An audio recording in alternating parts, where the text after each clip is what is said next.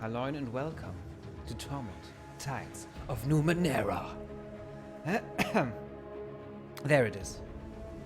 Yes, even the right direction. There's only one direction. I never listened to One Direction. That was way past my boy group time. Hello to this wonderful Sunday. This grey Sunday. But grey Sundays are the best Sundays because then I can see straight and don't have all the sun on my screen. Cause then you need sunscreen. Okay. Hello and hello and hello. And yes, it does sound good, doesn't it? I'm always a little worried that it doesn't. Like you listened to yesterday on Discord. But today, everything nice. There was a commercial for a game with Daryl. Daryl? Oh! Daryl from Walking Dead. Yes, I guess it must be the one by Hideo Kojima? What's it called? The Daryl game. I know that it exists, and I know that it's only for PS5 so far, I think, and not for PC. And even if it would be already there for PC, it would be way too expensive, so I don't have it yet, but I'm planning to buy it, Kitty Cat, so that we can play with Daryl in the future. Hello in Shiroxy, hello in Q without E, hello in Kitty Cat, meow meow tsitsi. Oh, I thought it was, but I wasn't sure.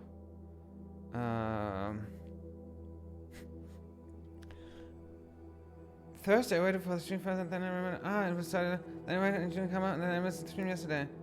Oh, Shiroxy, have you seen the VOD from Thursday that I did then? That is sad, and I apologize. On Thursday, Oh, so yes, you did. Okay, at least you know the reason that my controller just didn't want to connect to my PC. But that's a thing of the past, and it does work now, and we can play on Wednesday, Shantae Riskish Revenge, and Thursday, 9 Parchments. And yeah, yes, yesterday was... Yesterday? I mean, the day before yesterday. You mean on... Wasn't it? It was Friday. Yes. Today's Sunday, so the day before yesterday.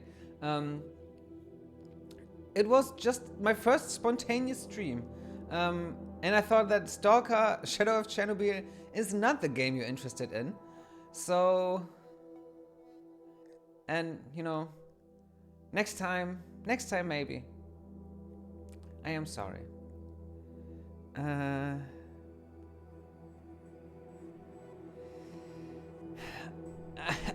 I will make it up some way. Maybe with another banana? But I guess this might not be the way. I will think of something. See you later, alligator. Okay. Torment, let's begin. Continue? Yes, this must be the right save game. No, don't worry, Kitty Cat. I will not push another banana into my head. Maybe a tomato. No, not that either. What has happened so far in this nice little game? Some things have happened. We have freed a slave girl, Rin, but... Yeah, thank you, Shiroxy. And the funny thing is, one of those new followers is the son of the people Cutie Cat works for. So I didn't know that halfway into the stream. So I hope I was behaving myself, but I always behave myself. You know how I am. I'm not a bad guy. Yeah, so I think it was all good. And after I knew that it was a little strange, but I tried to just be myself, and I think I succeeded. What we've done so far. I mean, it's a complicated game sometimes, so I think a recap is in order every start the game. The people, your bosses, yes, and isn't that a kid? Well, 14 years old, so yes, but aren't we still children sometimes? So sometimes it's a little hard to differentiate between an adult and a kid, but yes, he's a kid. And but his mother started the stream. She turned it on, so it's not his fault if he saw anything that wasn't meant for his kid eyes. And my stream is for mature audiences only. I have that set up, so I'm fine. I did everything right.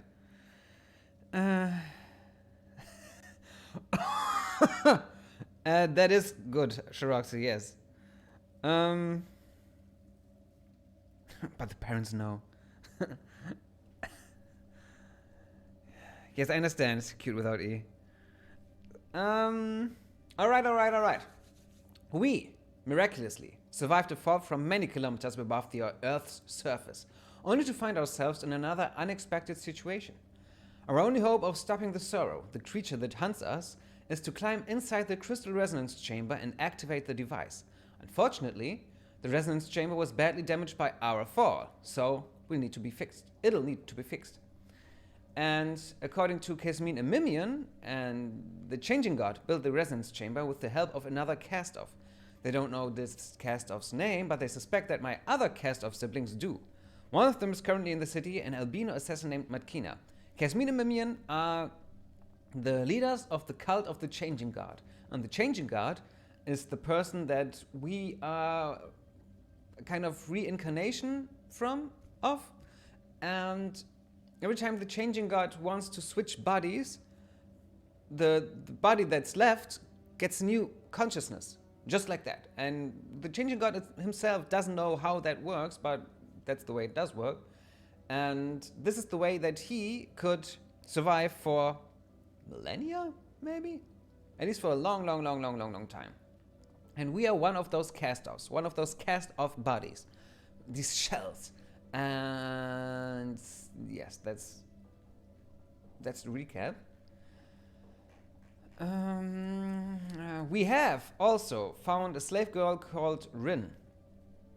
And we, in a heartbreaking scene in last stream, we sent her away. Not to the slavers, but we freed her from the slavers and we sent her away somewhere. And I feel bad, but I played with Rin in my first playthrough and I don't... It's time to play with other people. These three people, Elegern, Tibia, and Eritus. So we sent her away. And the interesting thing is with this beloved slave quest here, that Tolmagur, the slaver, didn't want Rin to just be a slave and sell her or anything like that, but she needed Rin because Tolmagur is also a cast-off, just like us. And we cast-offs have power over the tides. And this here is represents this icon here represents the tide that we represent. So there are many different tides, all are colors, and they stand for different things. Blue, for example, represents wisdom, reason, and enlightenment. And Tolmagur was always sending out these tidal waves to her friends, and her friends were suffering because of it.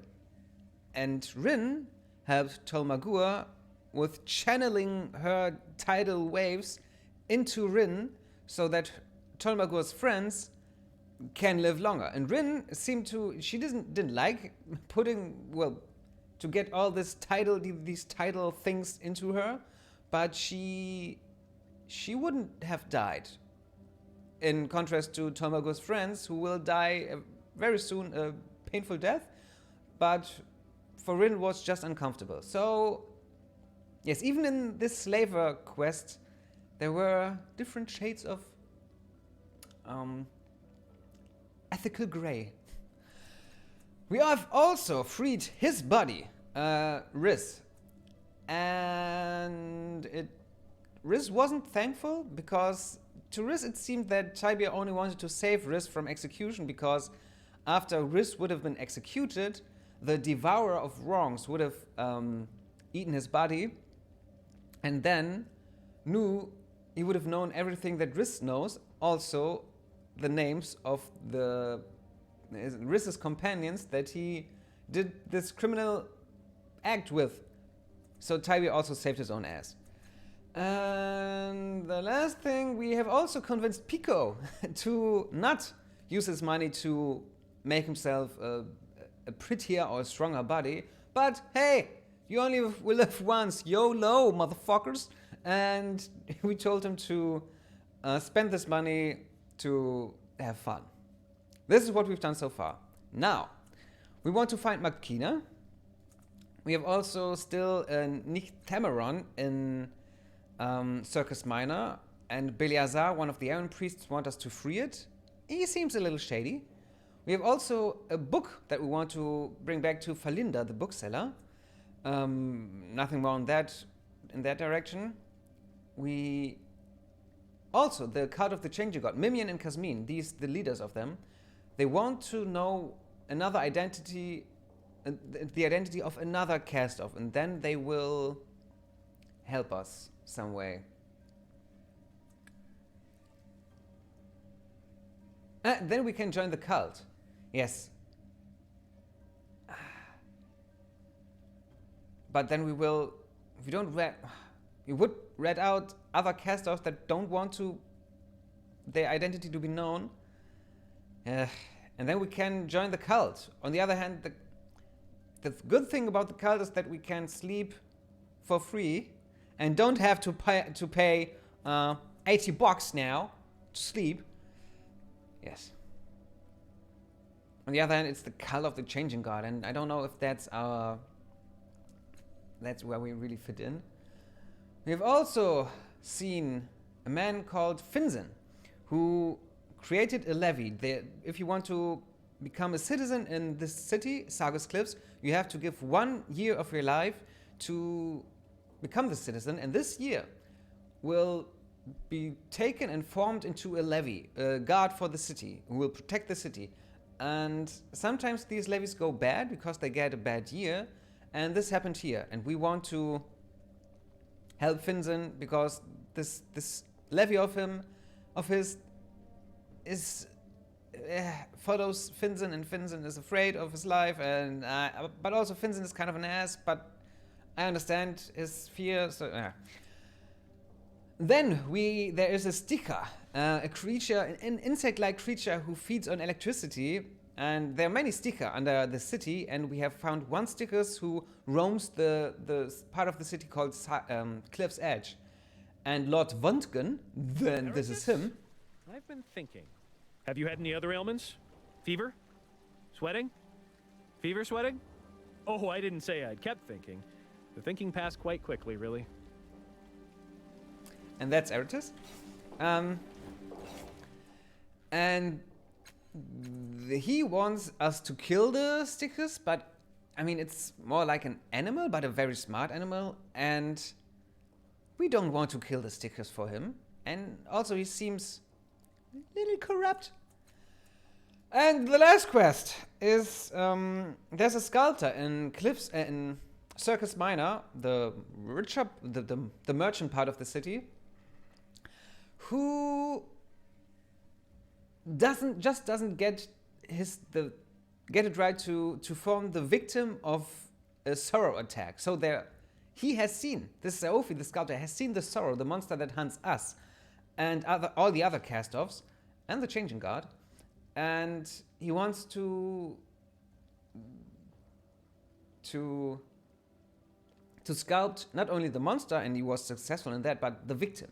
But he doesn't know how. So we will try to find that victim and somehow get more info on it. Whew. So. Quick coffee. Good idea, Shiroxy. That's what I need now too. But I won't have one because then I just can't talk because I'm so... Yeah. Now we can begin this game. This beautiful, beautiful game. And this is Lord Wundken, and we will talk to him. No, where is it? Yes. That we have found a Stickers. But we don't want him to die. Or do we? I mean, this is what the stream is for. You choose the choices, I voice the voices. And you can decide, what do we want to do with the Stickers? I will just show you what the Stickers is, where he is. He is here.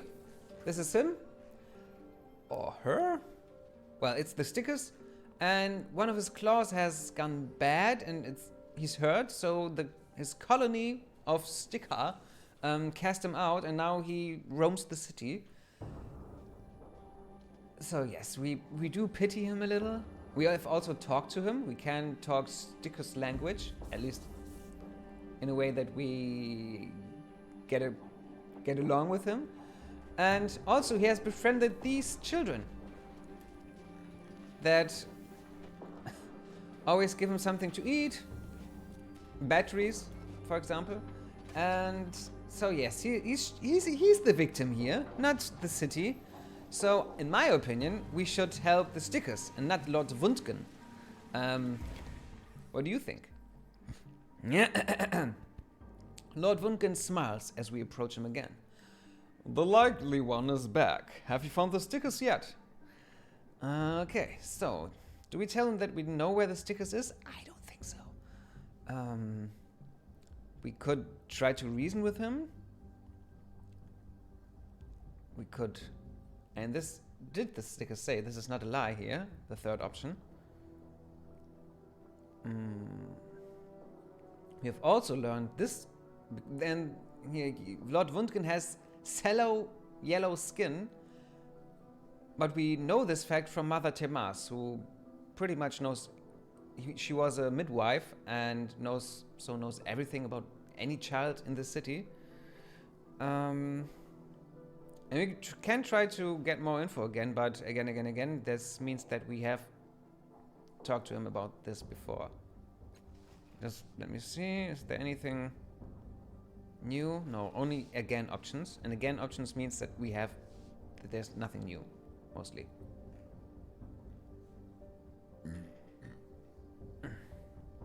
Cute without E is not sure. You don't have to decide. It's like I said, I always say it's just an option. Should I try to decide? How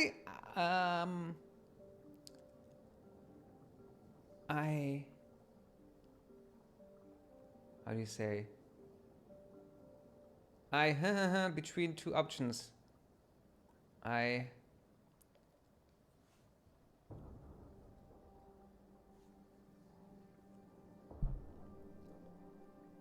don't know.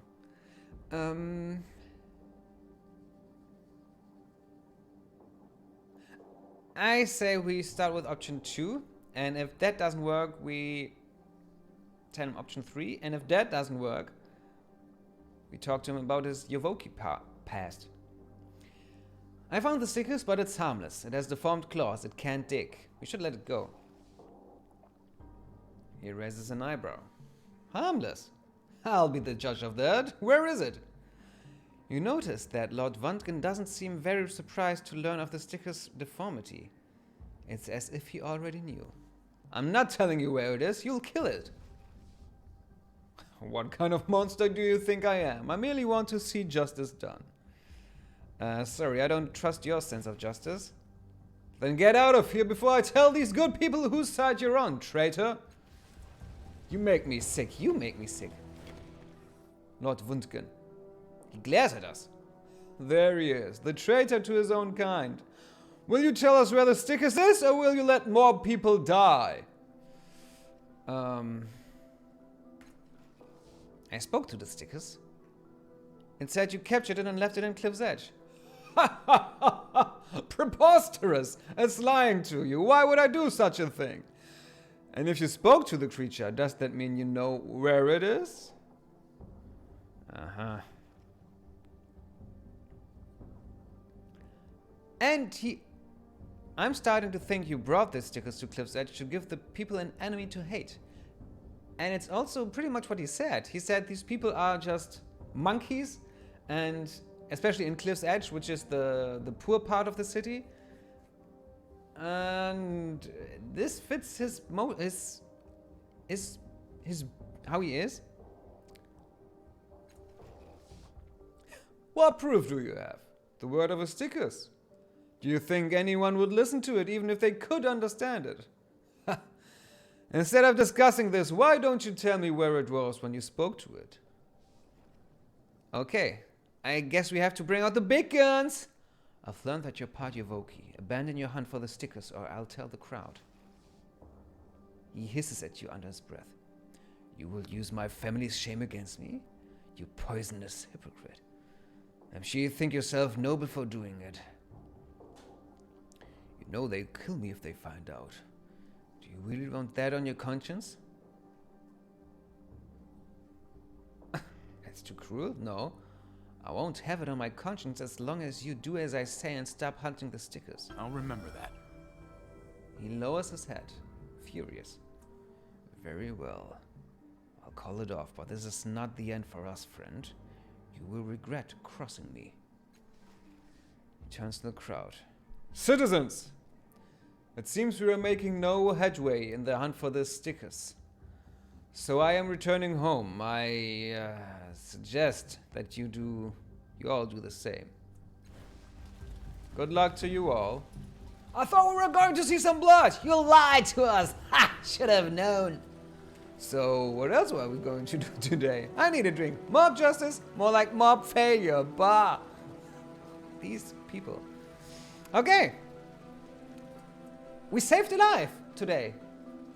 I feel fine. I feel great. This is good. Mother Timas, nothing new with you, or is there? Some questions about you. Again. Other questions. Again, I will have a hand. No, farewell. Yay! So about someone specific. Finzen. Right.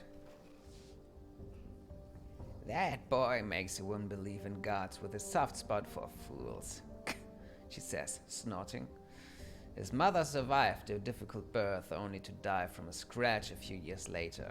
His aunt raised him, if you can call it that.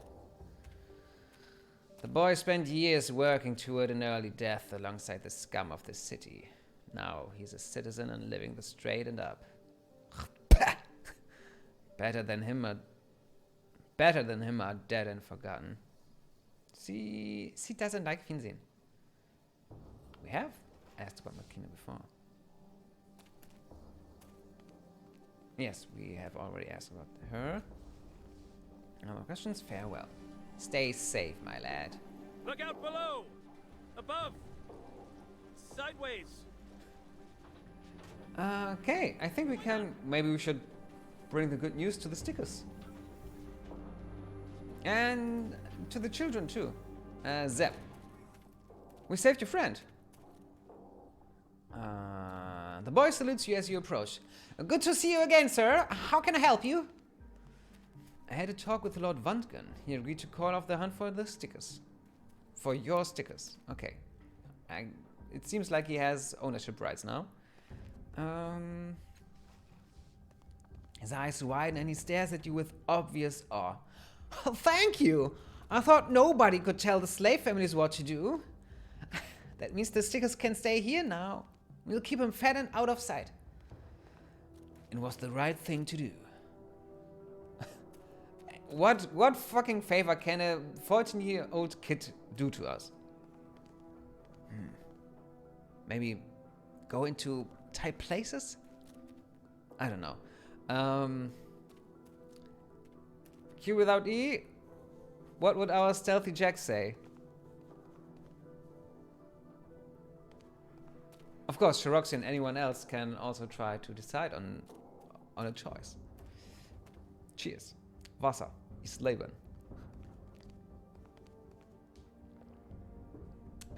I did as I promised.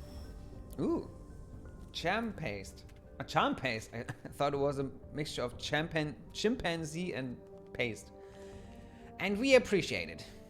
He takes something from inside his shirt. It appears to be some sort of small device. Here, take this. I scrounged it a while back and never found a use for it, but you probably know all about these things. It's charm paste. Ooh. Plus 45 on persuasion tasks. A small tube of reddish aqueous paste. It is warm to the touch and gives off a sweet, balmy perfume. When applied to the teeth, it temporarily stimulates facial muscles. From a distance, this twitch can easily be mistaken for a disarming and somewhat trustworthy grin. No gin. The perfume is pleasant from a comfortable distance and acts as a very mild intoxicant. It causes the user to seem more approachable and honest than they normally would. Charm paste eventually evaporates, leaving behind a pink, chalky residue. Its effects are limited and tend not much longer than a first impression. Much longer than a first impression. Dismiss. You are dismissed. I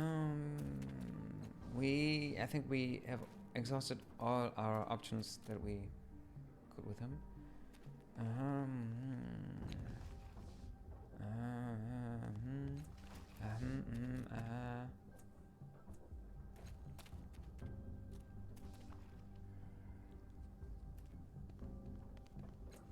We have asked him that already. She's the one playing the flute.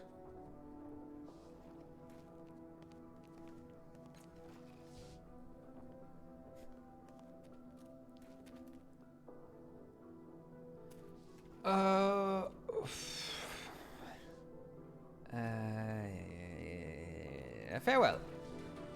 Good fortune to you, sir. Avina, anything new about you? Interesting. What was interesting? I don't think it matters now, but I want to know. Song today? No, thank you. No, thank you. The paste, yes. And Nim. Up, down, down, yay. Oh, what? The little girl is still playing her strange rock-kicking game, but the words are different now. Up, down, down, up, down, up, yay! If you want. Your game has new words now. Did you change the rules? Yes! It's an all-new game. She kicks the pebble. Now, if you do it right 5 times, your house stays up. If you do it wrong 5 times, it falls down. Makes it scarier. Okay.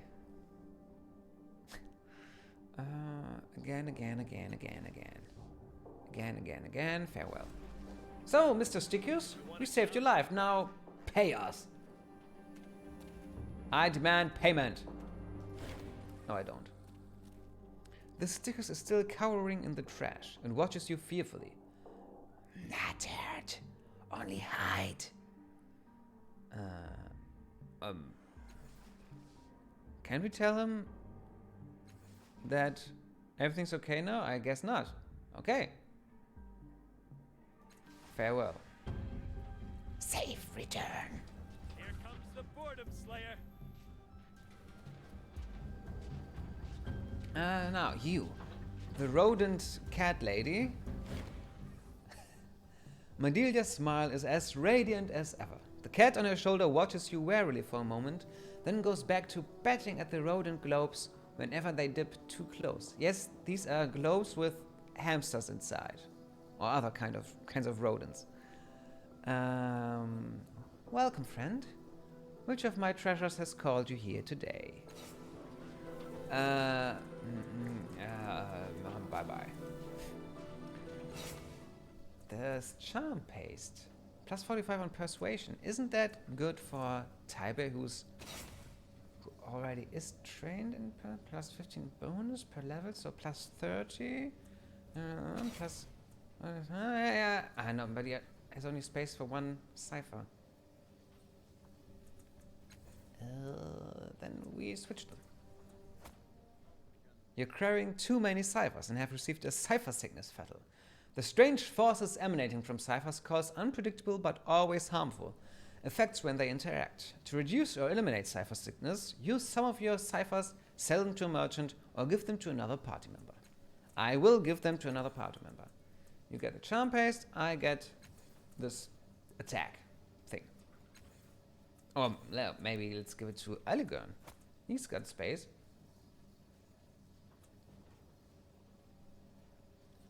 He has 10 points of intellect. Does anyone have 10 points? No.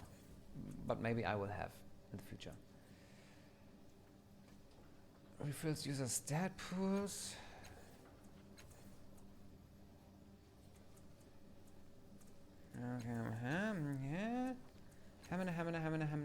Okay. Emeritus, a word. Why, yes, it is. So clever.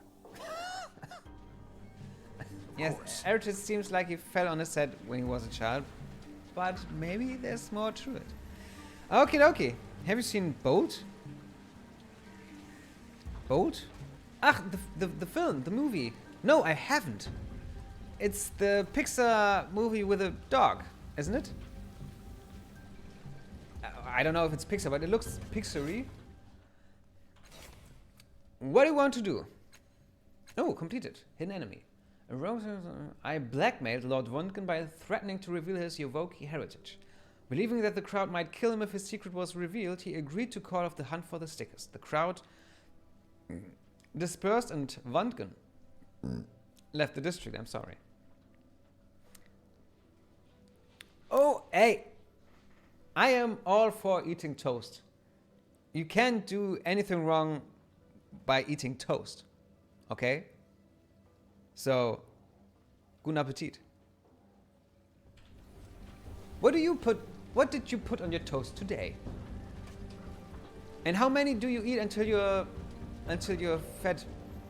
Until you're not hungry anymore?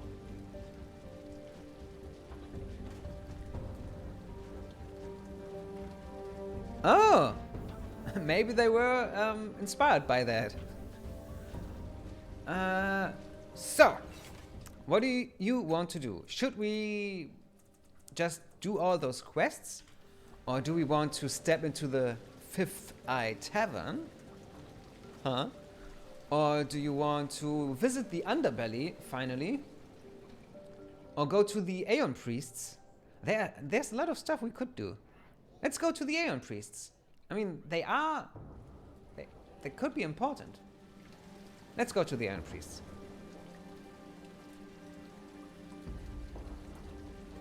Buku harissa style, cheddar and vegan mortadella with peppers in it. Ooh, it does sound good.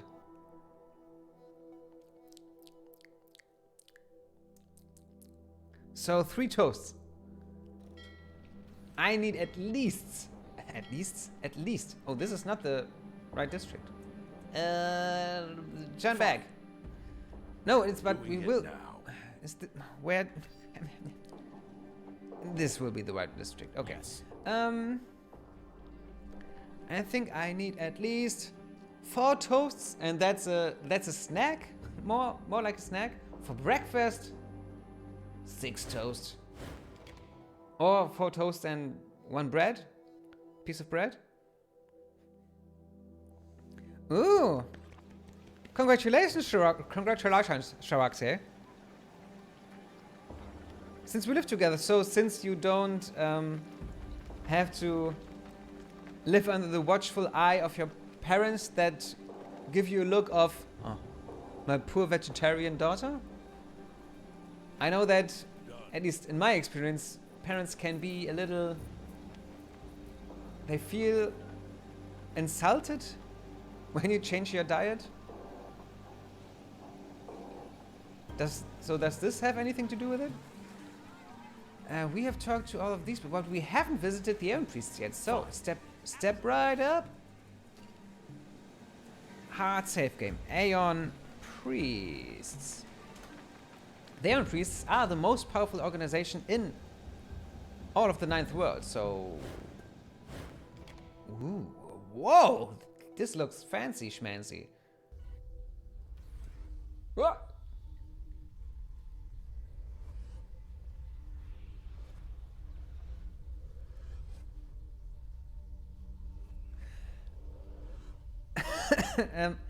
I know, and for some reason parents do eat meat every day, and I mean it's how they grew up, I guess, and I grew up this way as well. And when you go to the restaurant, the main dish is some piece of meat, a steak, a cutlet, a schnitzel. What do they talk about?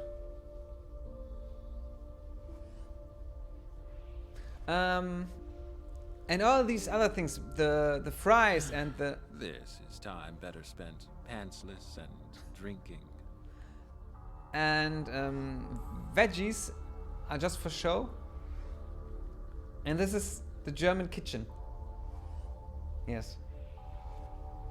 And it does, sometimes I have to admit, I don't know anymore if it tastes better than the original. But I know of one of my colleagues from my what I worked at in 2017 and 18 and 19. She bought the Schinkenspicker by Rügenwalder, the vegan Schinkenspicker, because she liked it more, and nothing else was in any way vegetarian or vegan with her, but she just liked it. She thought it tastes better. But these stories are rare. A curious thought occurred to me. You know I've warned you about those. Really, Eratus? Why, yes. I am. I am really Eratus. Oh, good one. You know, it is so nice to have someone I can talk to. Yes. Like a very German restaurant. Yeah, that's... Or, for some reason, a very Greek restaurant. In our city, the Greek restaurants are very meat-based. So, yes. The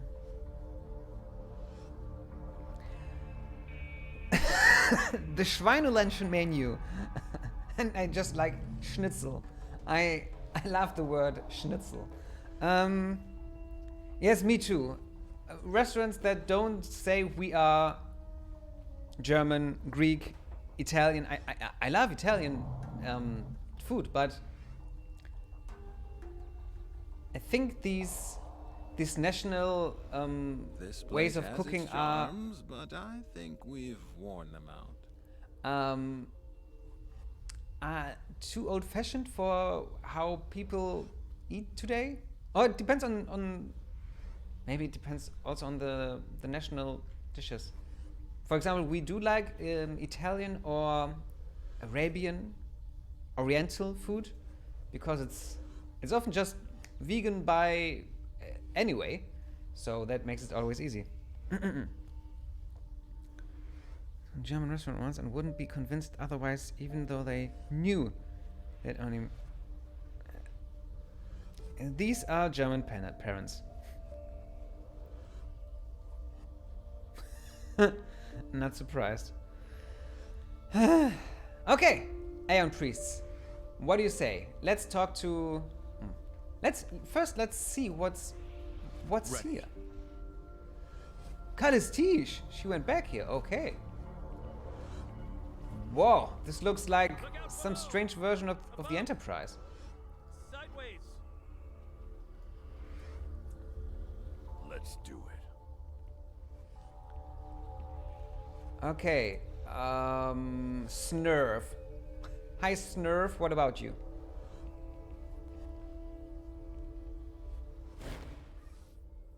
This is one of the worst names I've ever seen. Sn'erf. Slouched before you is a figure clad in a dusty, unremarkable robe. Loose folds of rough cloth shift to reveal a vaguely humanoid form with elongated facial features and two elaborate biomechanical arms. You can't help but notice the size, the shape, and even the number of its digits, changing as it tinkers with a bizarre-looking device on the table. Ugh. Okay. It glances up at you. Its eyes are the size of your palms. You realize it is a visitant, a being from another world. We call those aliens. So just so you know that, yes, it's an alien. Let's continue. With a studied respect. Like a cheap casino. I know what you mean. Greetings, fellow sentient, it says, nodding with a studied respect. I will be with you in a moment. Its mechanical fingers contract and dance independently over the surface of the device before it, adjusting and tightening. There. I am Sn'erf, guest of the Order of Truth. What brings you to my workspace? Tell me about yourself. Your curiosity honors me, it says, inclining its head. I came through the bloom from another world. To be absolutely honest, I was exiled for inadvertent sacrilege and perversion. You would imagine that you are curious about my people's reproductive processes at this point, it asks placidly. I would happily describe them.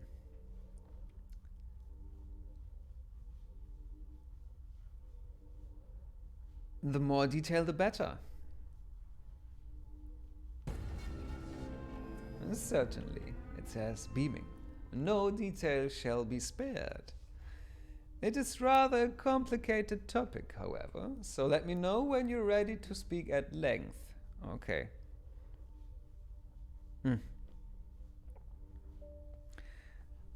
Too repetitive, too much grinding, fairy tale adventure fights. But you said that it was real time, right? And not turn-based. But yes, sometimes even real-time fights are just press B and do something else. Yes, I hate those games too. Yes, it's the new title. Before that, I don't know.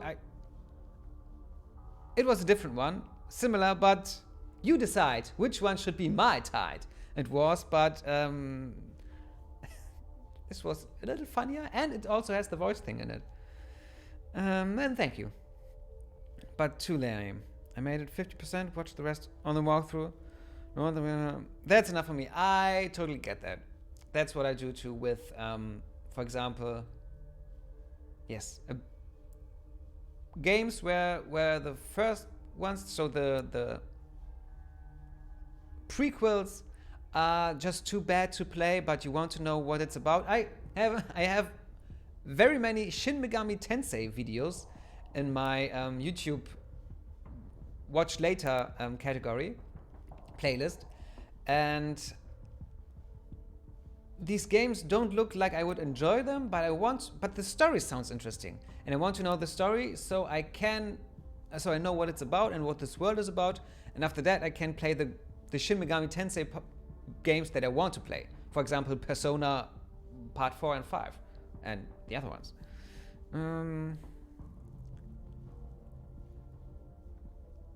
Just like I said.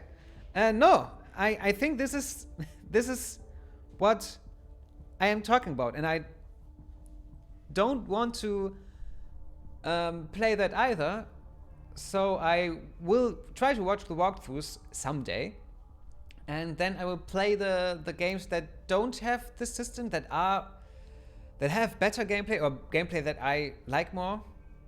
And I think, for example, the Persona titles sound interesting, and they are in the same world. So,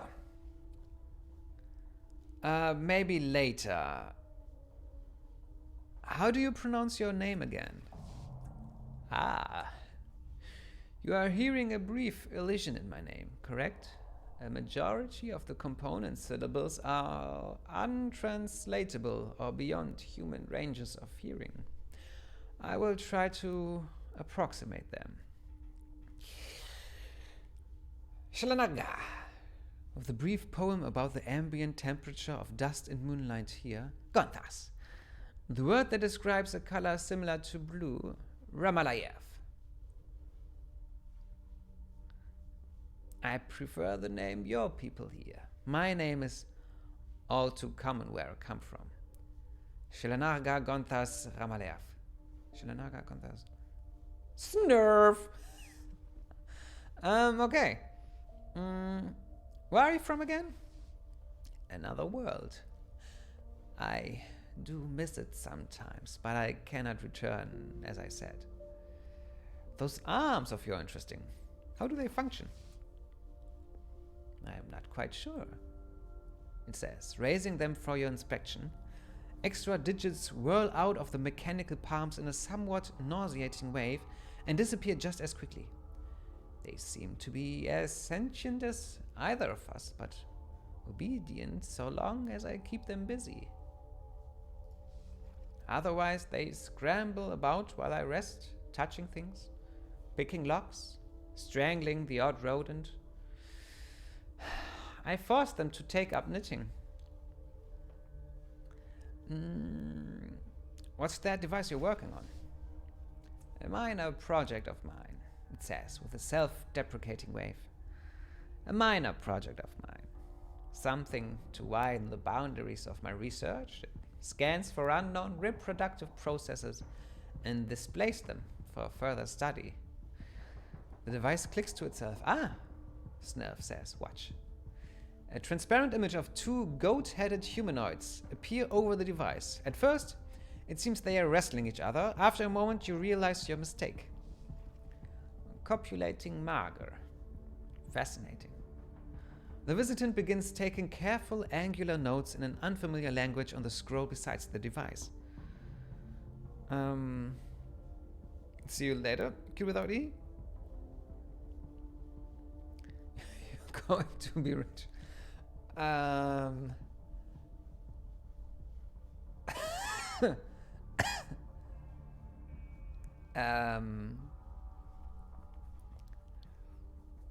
What do we say?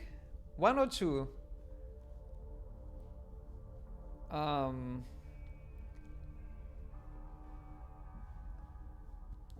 sorry. I have an airy esophagus sometimes, it seems.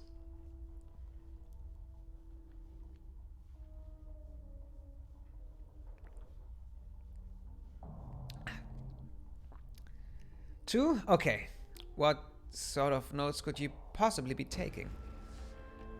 Simply my first observations of the methods on display. Positioning, the setting, of course. One of the creatures utters a bleating shriek. And results, the visitant adds, making another note. I'm ready to hear about your people's methods of procreation. Okay. Deprived of the layers of sociological complexity, the process is quite simple. At a certain age, my people ceremonially choose a limb for removal. The limb is grown into a new being. Children, in your terminology. This is where matters get more complicated. The selected part relegates the child to a caste. Armed children become laborers, leg children become warriors, and head children, due to the sacrifice implied in their creation, become leaders. Sn'erf studies its metal hands. As I've suggested, the limbs we surrender do not grow back. In fact, those who replace their limbs insult their children and sin against their people.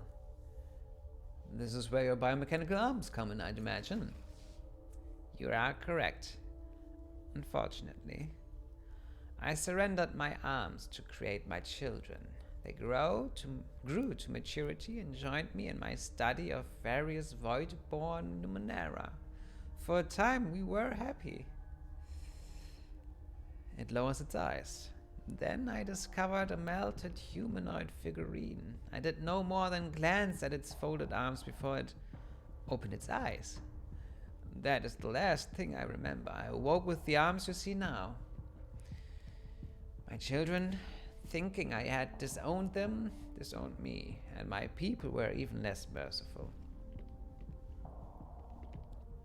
You got you deserved it? You fucker. No, we will not say that. It wasn't fair of your people to punish you for an accident.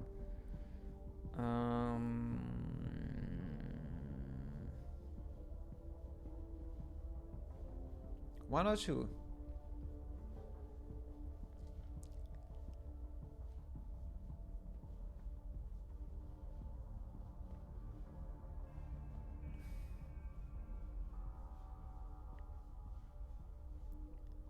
Okay, thank you.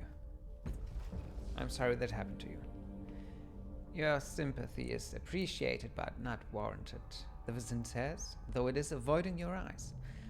I have found other ways to take my mind off the loss of my family and my people since.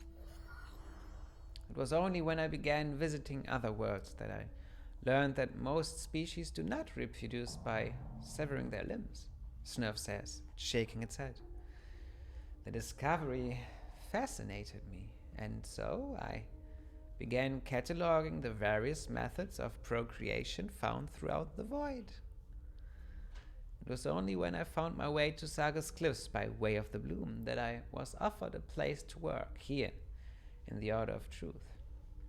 And there you have it, the Visitant says, folding its mechanical arms. Tell me about one of these reproductive processes you find so fascinating. Calorales, though they are brutal creatures formed from organic and inorganic substances, they do share certain characteristics with my people. They do not have genders and reproduce by expelling an organic mass deep into the moist, fertile soil. The mass eventually grows into an autonomous being. You ever make it with a Navagin? Asks Tybia. I think you've misunderstood, Sn'erf says severely.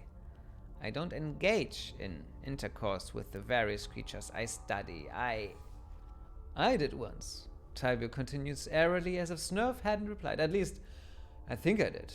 Both of us were very drunk. Other fucking flesh pups or skin swimmers are particularly interesting, if somewhat gruesome.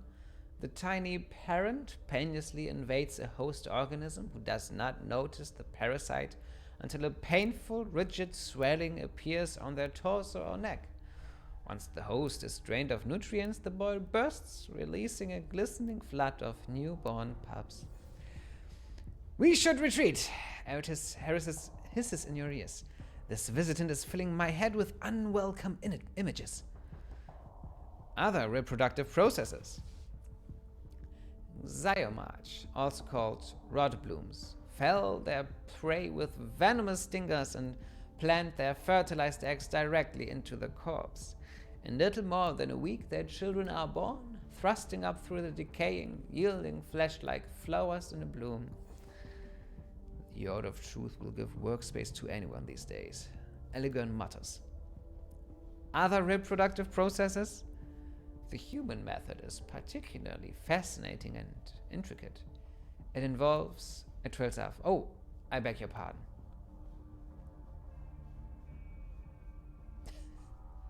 Please do go on. Really? The visitant says, surprised. Is this your first time hearing about human sexual reproduction? Assume it is. Go on. I'm listening. Gladly.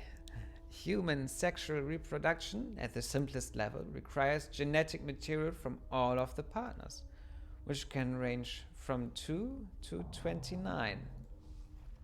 At the beginning of the ritual, the partners often remove their clothes, masks, and expensive shoes to reveal their flesh to the other members and any watching deities.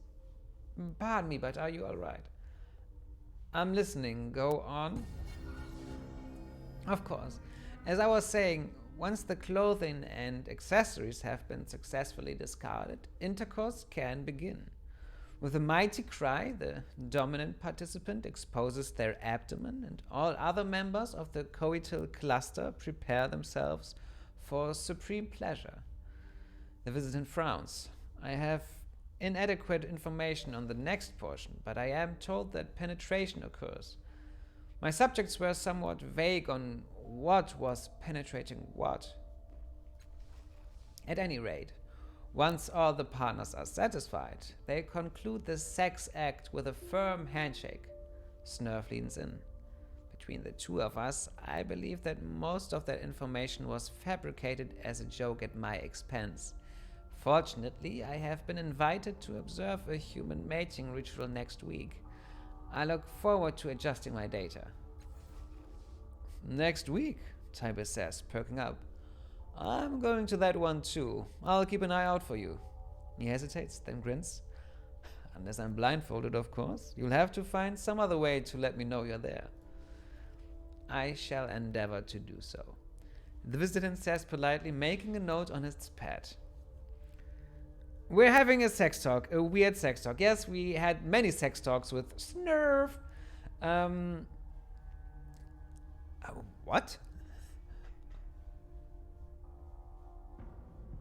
How do I get an invite for this ritual? No idea.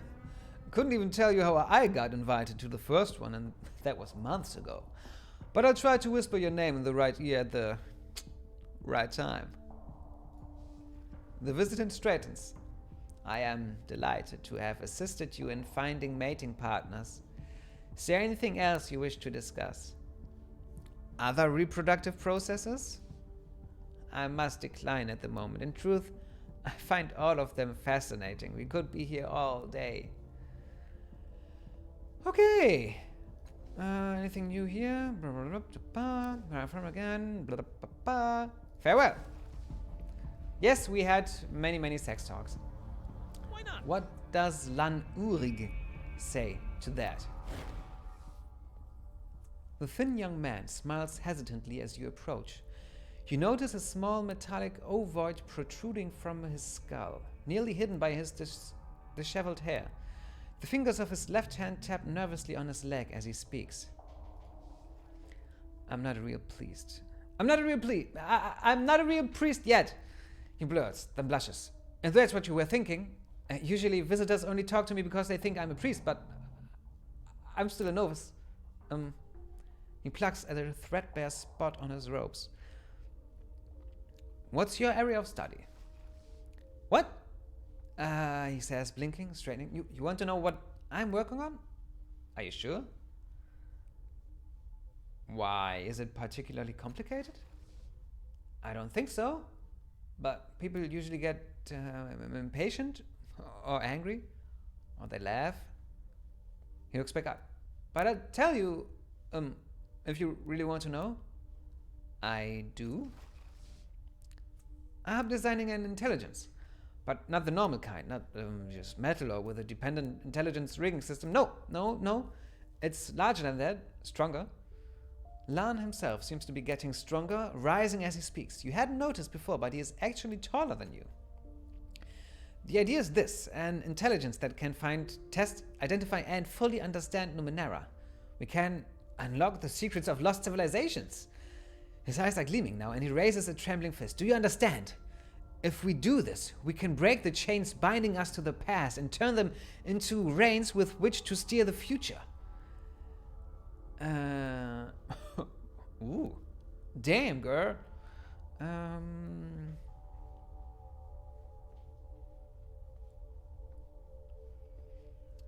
What is our opinion on that?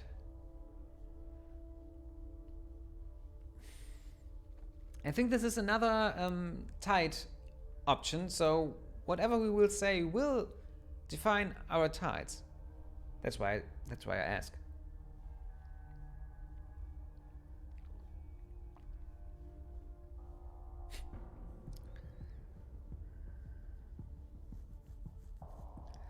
Wouldn't having a machine test the Numenera take all the fun out of playing with them? That's exactly what Min said, he says, dropping his righteous fist. The fervent gleam slowly fades from his eyes. But it's only a theory, though, for now. I don't have the funding, not yet, but I've been studying machines with Min when he can spare the time, and he likes my ideas, even if he thinks they're impossible. He looks away. I think he's disappointed I'm not a real Aeon priest yet.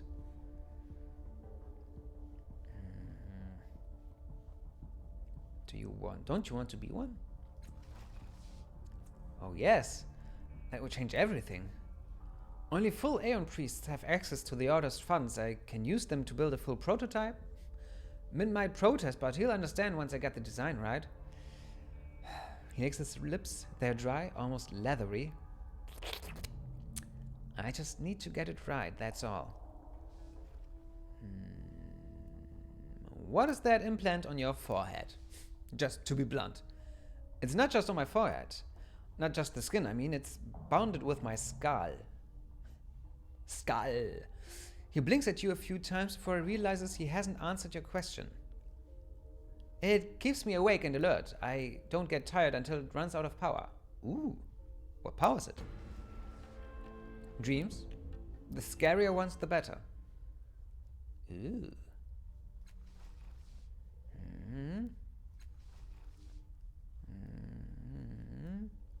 What do you need to become an Aeon priest? You have to make a major discovery, a mystery that's remained unsolved for a long time. But I spent too much time on my own research. He looks down at his feet. I haven't gotten anywhere. I'll tell you about something I've discovered. You can claim it as your own and become an Aeon priest. You will? He says, blood draining from his face. Is that allowed?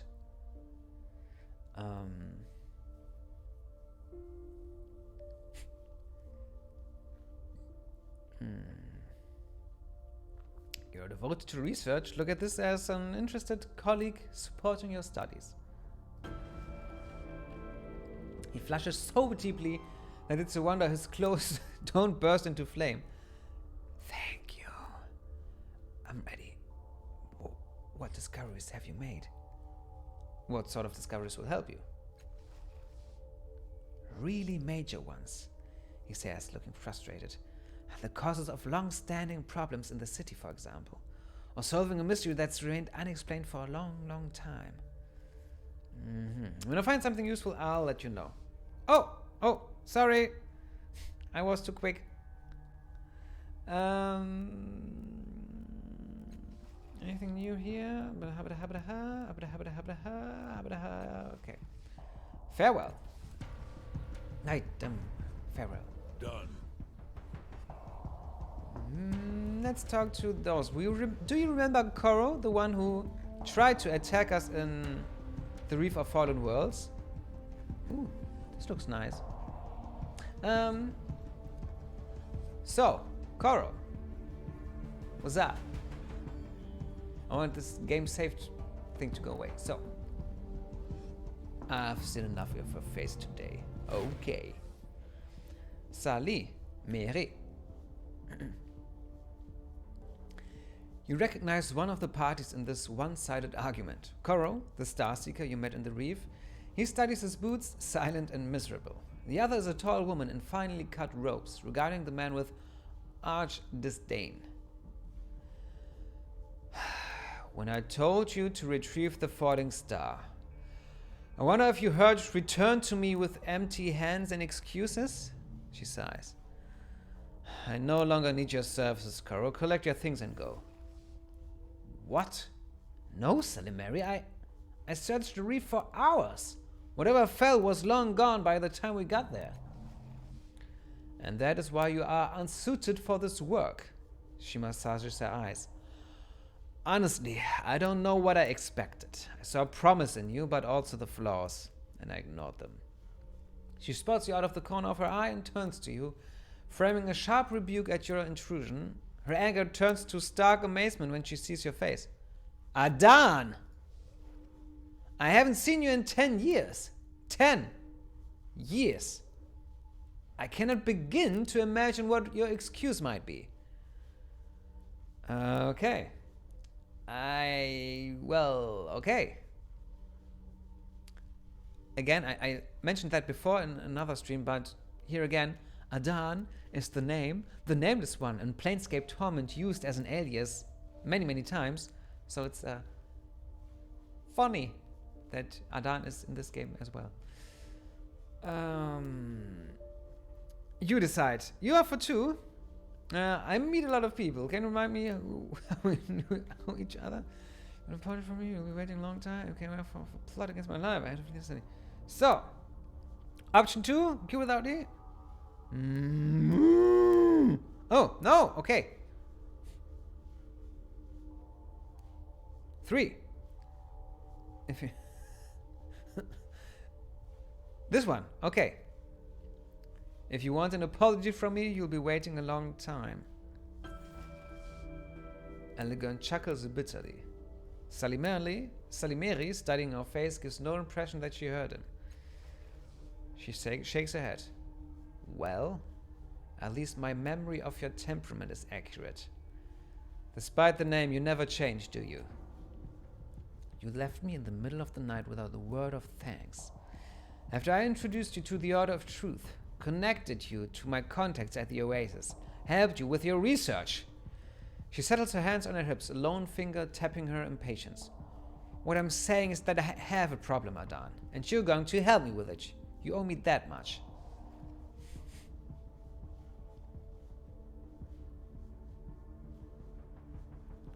More information. And go without E, just so you know, this is, I think, one of the maybe 3 quests. One quest that I haven't gotten because I was too pissy with her in my first playthrough, so I will try to get this quest now. So I will not insult her anymore. But yes, option 3 is what I was thinking too. Oh, reason, lovely. Well, think it over, she grins wolfishly, and tell me when you're ready to help. So, what is the information?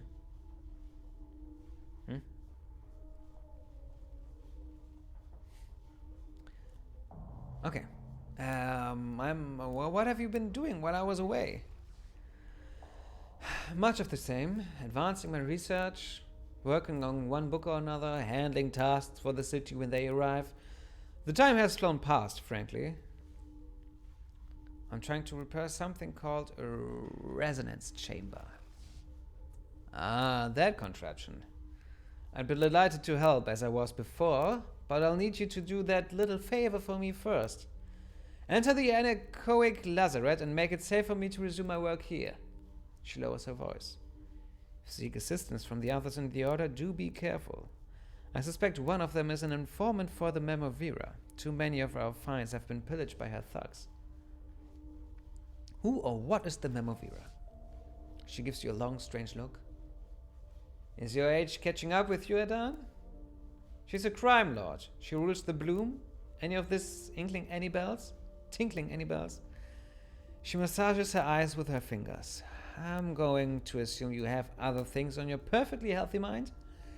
It spares me from asking any probing questions that would simply embarrass us both.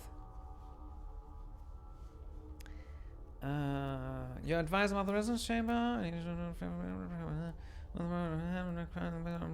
Okay. Hold on. You think there's a spy in the Order of Truth? Almost certainly, she says, losing interest. But I let Min worry about that. Spies aren't a problem if you never share your secrets. I'm helping Elegern here with a problem. Have you seen a priest named Orth Fong? Not recently. Min may know where he is, however. She turns her attention to Elegern. Amazing. Still toddling about in Aidan's shadow after all this time. It's a wonder you ever found time to be an Aeon priest. She affects a pained expression. Oh, my apologies. You quit, didn't you?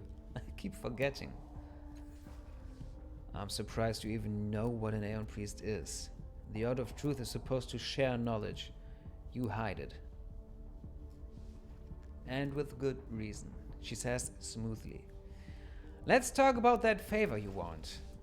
Of course. She draws your attention to a map of the Reef of Fallen Worlds, where we started this game, on a workstation, and taps a gilded ornate structure not far from the dome containing the resonance chamber. This is the anechoic lazaret. It has been hopelessly sealed since the dawn of the Ninth World until I managed it in a week or two. It was quite simple once you figured out the trick. I've been slipping in and out at nights, investigating the technology within, taking notes. Then, more recently, I discovered that the structure was sealed again.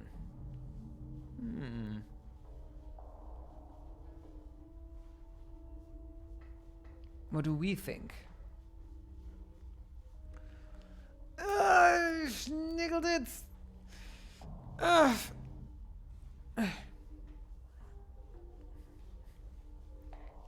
I think your answer of 3 was from before, right? Q without E?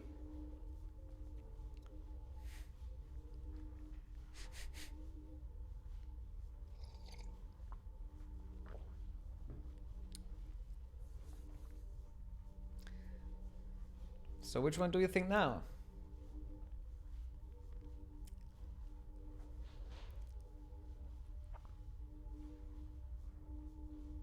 One. Do you think one of your colleagues is responsible? 2. 1. Okay. 1, 2. Good. I doubt it. First of all, I haven't told them. The Order has been trying to open the lazaret for centuries, and I want it to myself for now. She rolls her eyes. Secondly, my colleagues are nosy and somewhat competitive in a charmingly amateuristic fashion, but none of them have the stones for out-and-out treachery. I believe someone tramped inside with no regard for the dangers and managed to trigger a failsafe that resealed the structure. She flicks a strand of hair from her eyes. I need someone to reopen the lazaret and, she waves a vague hand, handle whatever nonsense the trespassers have stirred up in their wake. Why not send Qorro? I suppose I could do that. Qorro stirs hopefully. If I wanted him dead by sundown and the entire structure looted by strangers, or flame. She arches in cold eyebrow.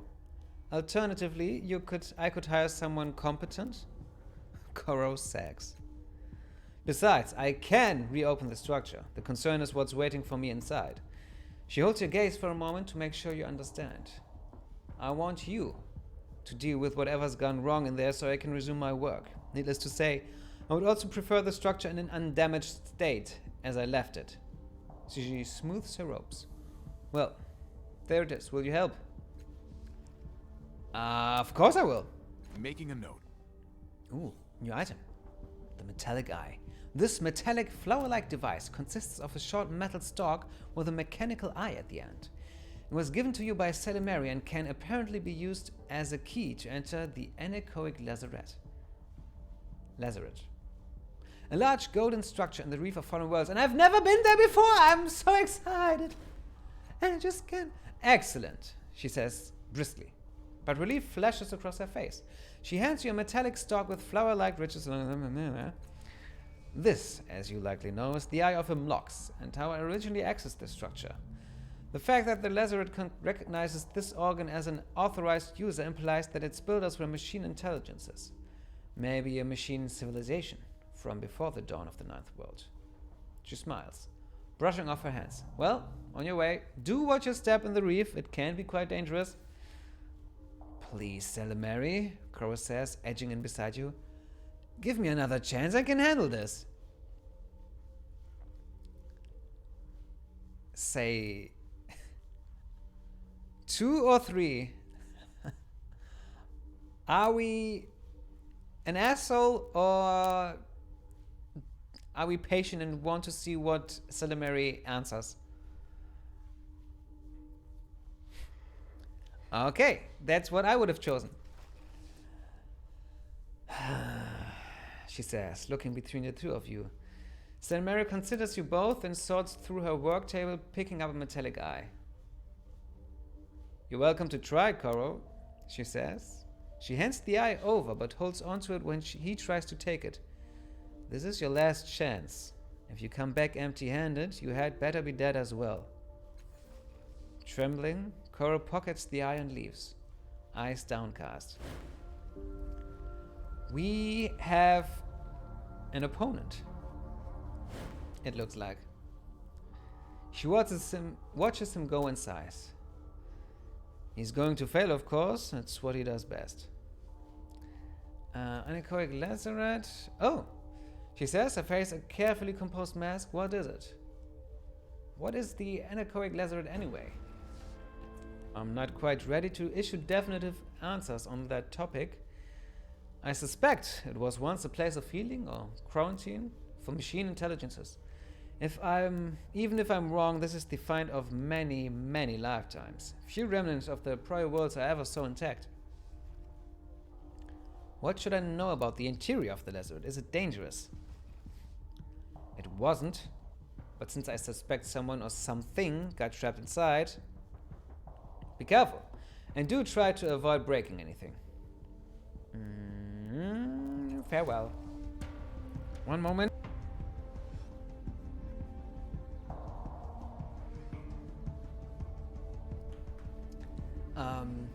Yes. Okay, this was Salimeri. Yes. Now look at... Oh, there. We've talked to 2 people, and I think... Happy to help. This took 20 minutes. Or about that. Uring. Sounds German. Uring, how are you? He rubs the... Oh no, we've talked to him already. Yes, farewell. Yes. And look at all this crazy shit here. This desk is cluttered with scrawled notes, piles of paper, and worn books. The owner was either extremely disorganized or left in a hurry. Elegant steps closer to the desk. He growls in frustration. Thank you. But I wasn't sneezing. I did this. And didn't want you to hear that. Sometimes, snot has to go somewhere. This is where Fong usually works, but where is he? Examine the papers and books. Before you have a chance to examine the mess, Elegant leans forward and plucks a folded note from the top of a pile. Arthur's a paranoid bastard. He writes all his messages in code. Looks like this one is for me. He breaks the wax seal and scans the note. As he reads, his face grows tight with fury. Fong took my frame and left. He said it's not safe here. He wrote more about my tattoos and... He snaps his mouth shut. Never mind, he's not here. He glances toward the Aidan priests. We can talk about it some other time. Examine the papers and books again. He rustled through the mess of documents and notes. Most of them discuss the buildings and architecture of prior worlds. They're filled with drawings and descriptions of bizarre structures uncovered by scholars and explorers. The owner of this desk seems to have been particularly interested in doors, door frames, and archways. He has drawn circles around all such things, but his scrawled comments are never more revealing than similar, but not a match, or could there be a connection here? Anything more?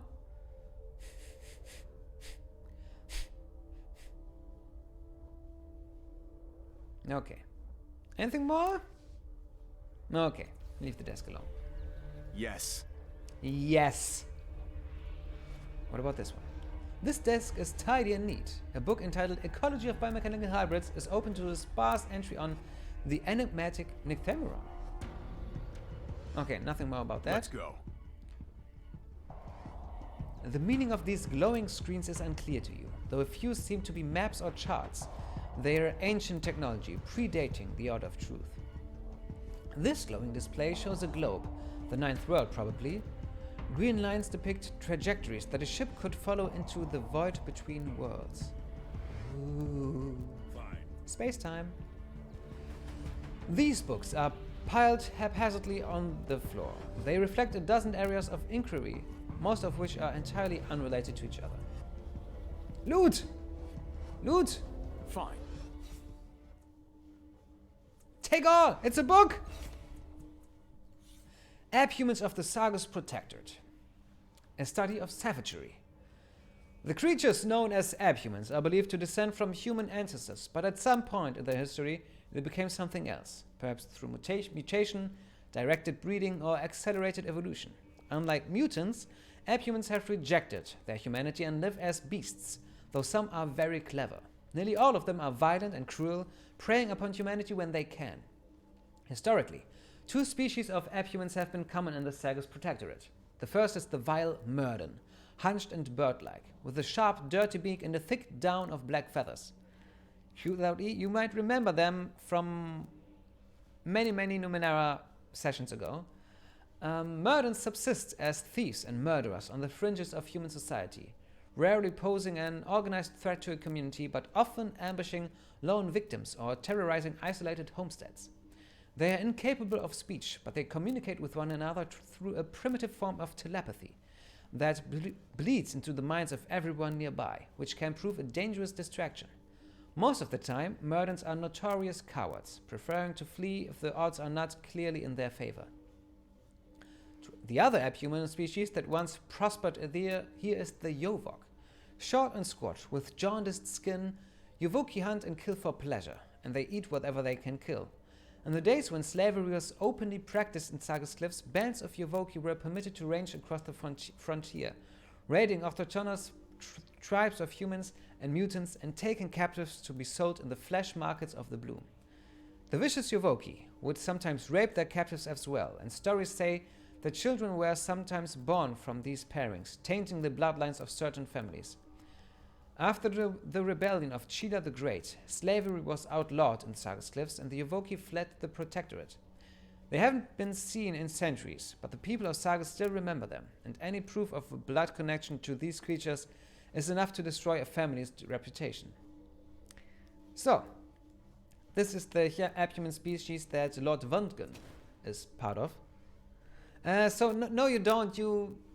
These were the abhumans that you would have met in the Salt City, the city where many buildings were made of salt, and when Heck was there, but before Chiomar was there, near the sea, where you got in through a tunnel, you remember, and where Kauro, you would have found Kauro, and you did find Kauro, but it was a summary, and you didn't really play there. So yes, I'm not surprised that you don't really remember them. Why are you doing this anyway? What's in this for you? Adventure and fun and friends. We're friends, right? Against my better judgment, I think we might be. These two knuckleheads. Yes. What is this? A small wireframe pyramid sits on a base of polished wood. Lying inside the pyramid is a dull sphere of silverish metal. Examine the sphere. Suspended in its wire cage, the sphere is almost perfectly sized to fit in your palm. The gaps in the wiry mesh are large enough for you to reach through, though not large enough to pull the sphere out. The monkey trap. Examine the frame. The frame appears to be fixed firmly in place. It's constructed of an organic material grown in a manner similar to bone or coral. Thinner, vein-like strands of the material wind across each of the triangular sides. Something strikes you as odd about it, but you can't quite determine why.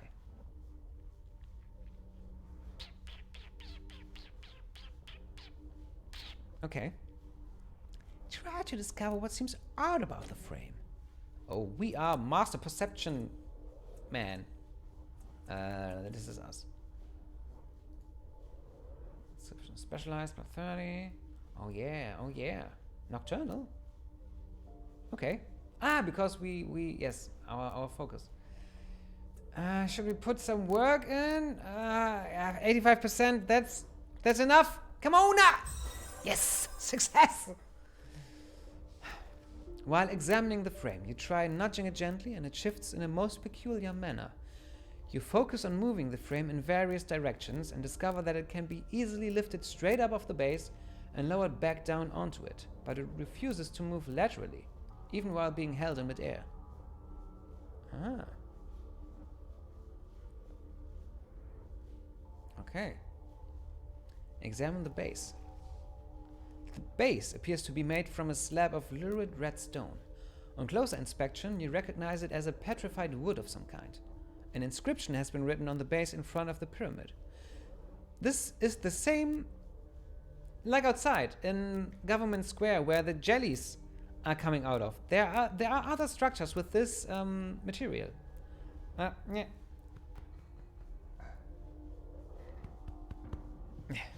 Kleines Bäuerchen. Examine the inscription. The inscription is in an alien language. It has been burned into the wood and then filled with a luminous substance. Though you know you haven't seen the language in your own short life as a cast-off, it still seems familiar. Try to recall where you've seen the language before.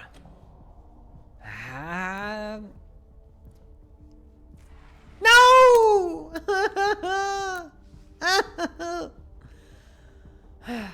Tatters of memory tickle your mind, tantalizing but just beyond reach.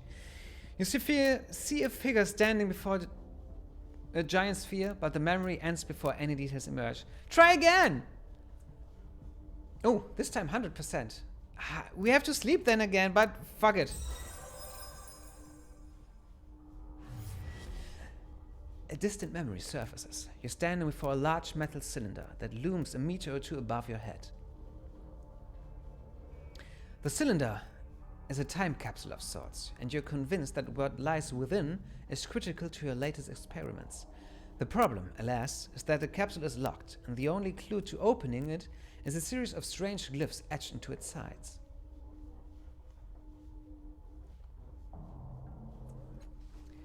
Glancing around, you see dusty tomes, faded banners, metal scraps, and dozens of other objects, all featuring the same strange glyphs. You spent a lifetime collecting every trace of this language that could be found, and decades of study have finally led to this moment. You look upon the glyphs, and you know their meaning. Stepping forward, you reach toward the cylinder and as prescribed by the etchings, and it flares to life. Shaking off the memory, you look down at the inscription and realize that its meaning is now clear. The crimson dawn greets the seeker. The violet dusk sees the search's end.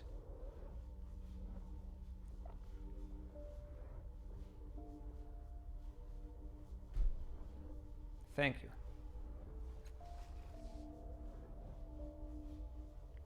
Touch the sphere.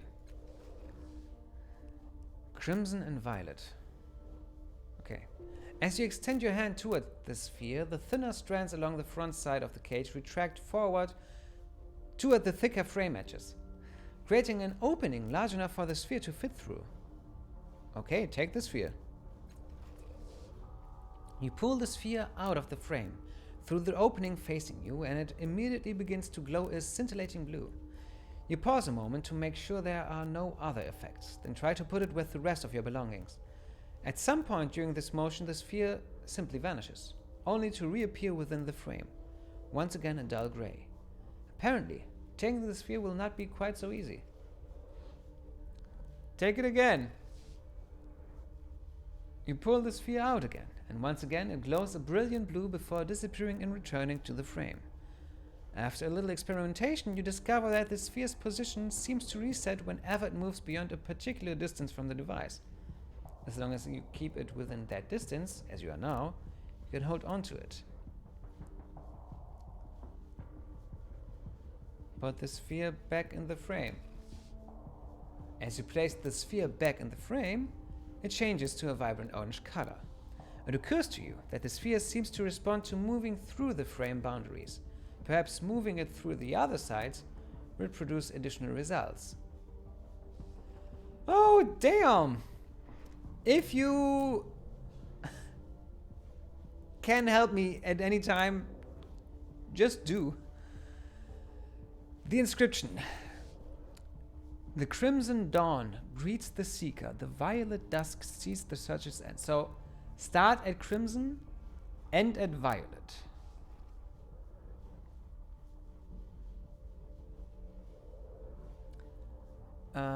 The front. The sphere deepens to a deep violet hue. Back to the front. Bright orange. Front. Violet. Orange. Left is red. And violet. And red. Okay. Right is blazing orange. Dull orange. Blazing orange. Dull orange. Cool green. Brilliant blue. Cool green. Brilliant blue. Bottom opening. Indigo. Yellow. Okay. So we have 10 colors. From crimson red dawn to, what was it? Crimson dawn, which is a red, deep red, and then violet. Okay. I remember this puzzle. It took a long time. Front is so.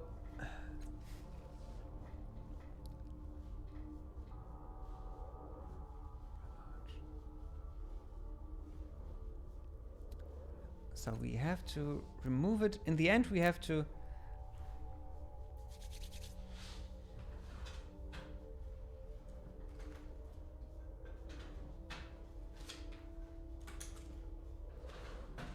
Q without E. How are the editors so far? Have you listened to any other songs from other albums, maybe? Or is it too deepish mode now? Okay. So,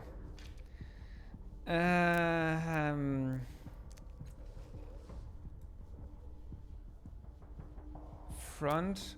Oh, fuck.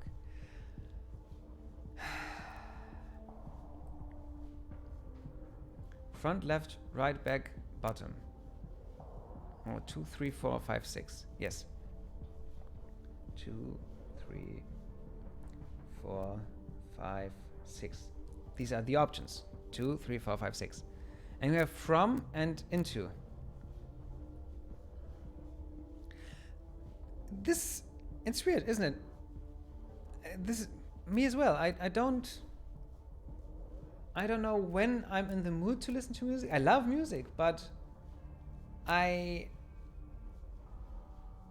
when I'm working on my hobbies, music is out of the question because I can't concentrate then.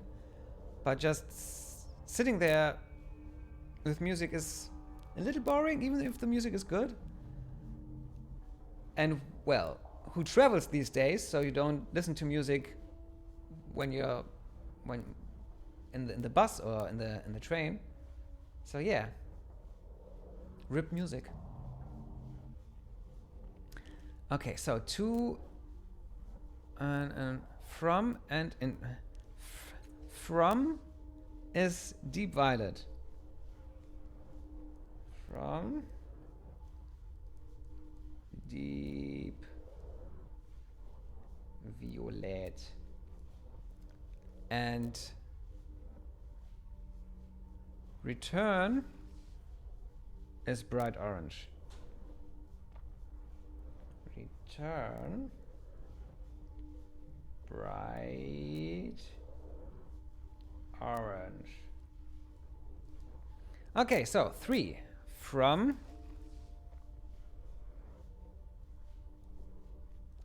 is lurid red. I'm not entirely sure what lurid means, but it must be nice. And return is deep violet.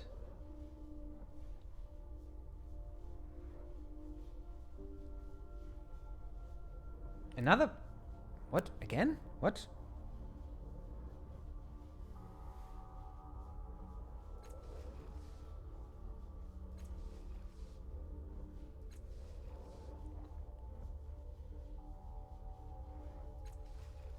We have 2 deep violets, okay.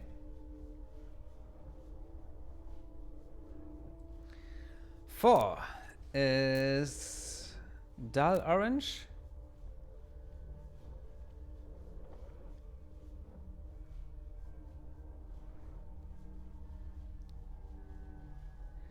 And return is blazing orange.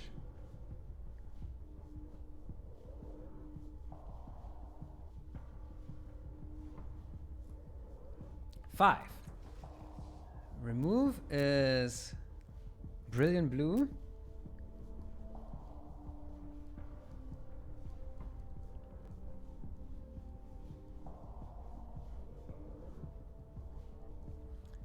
And return is cool green.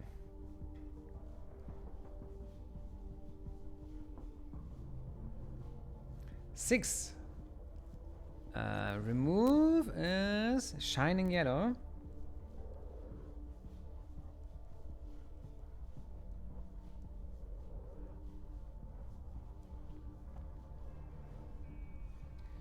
And return is indigo.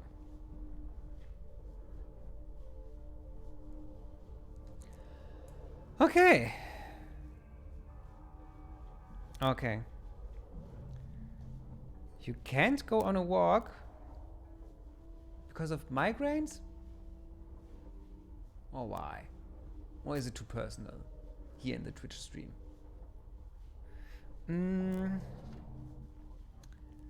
So the inscription says Crimson Dawn, Violet Dusk. So we end at the deep violet. And we start at the Crimson Dawn. This sounds like the Lurid Red. Okay, Lurid Red is the Crimson Dawn. And then the deep violet. No, we have to end there. Okay. Lurid Red, then maybe the dull orange. Oh no, no. No, the bright orange. No. Lurid Red. Cool green? Why the cool green? Maybe the cool green? Then the brilliant blue? Why? No, no, this is wrong. Wrong. So leave the device alone. Let's reset that. Save. Oof. Oh. Let's go. That sounds bad. Is that why you visited your father these days, to just have a change of environment? A lurid red. Then let's say blazing bright orange.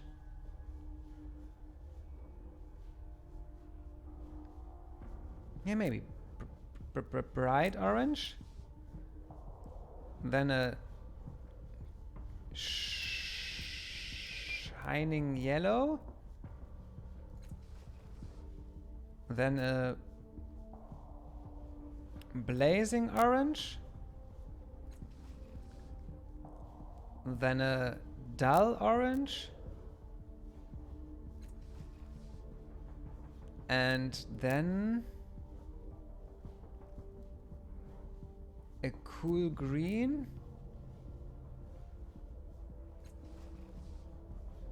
Then a brilliant blue. Then indigo. And then a deep violet.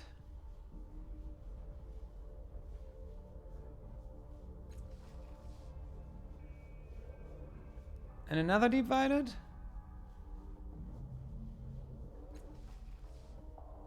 Ah!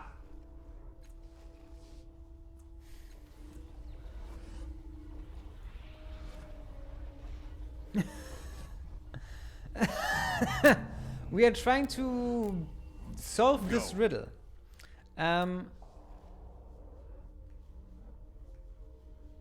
There's a sphere in this, which we don't see, in this wireframe pyramid, and the inscription says, "The crimson dawn greets the seeker. The violet dusk sees the search's end." And we take this silver sphere in there and remove it from the frame via the front opening and return it to, and then the sphere changes color, and then return it via the back opening, blah blah blah, and it changes to another color. And I've written down the colors and what they do in which opening and in which way. And we have, and I don't know, the scale from Crimson Dawn to Violet Dusk. I don't know what colors are, what's the right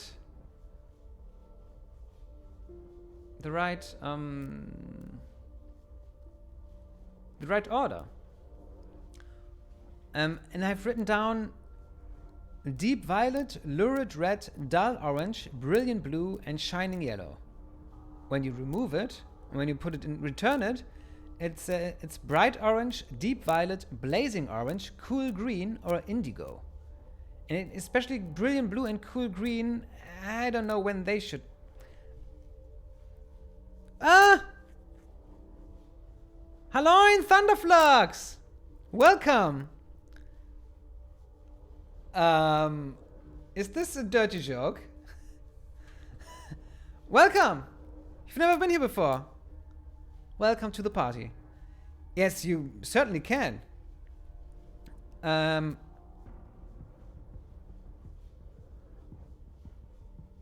this is what the stream is about. You helping me and choosing the choices.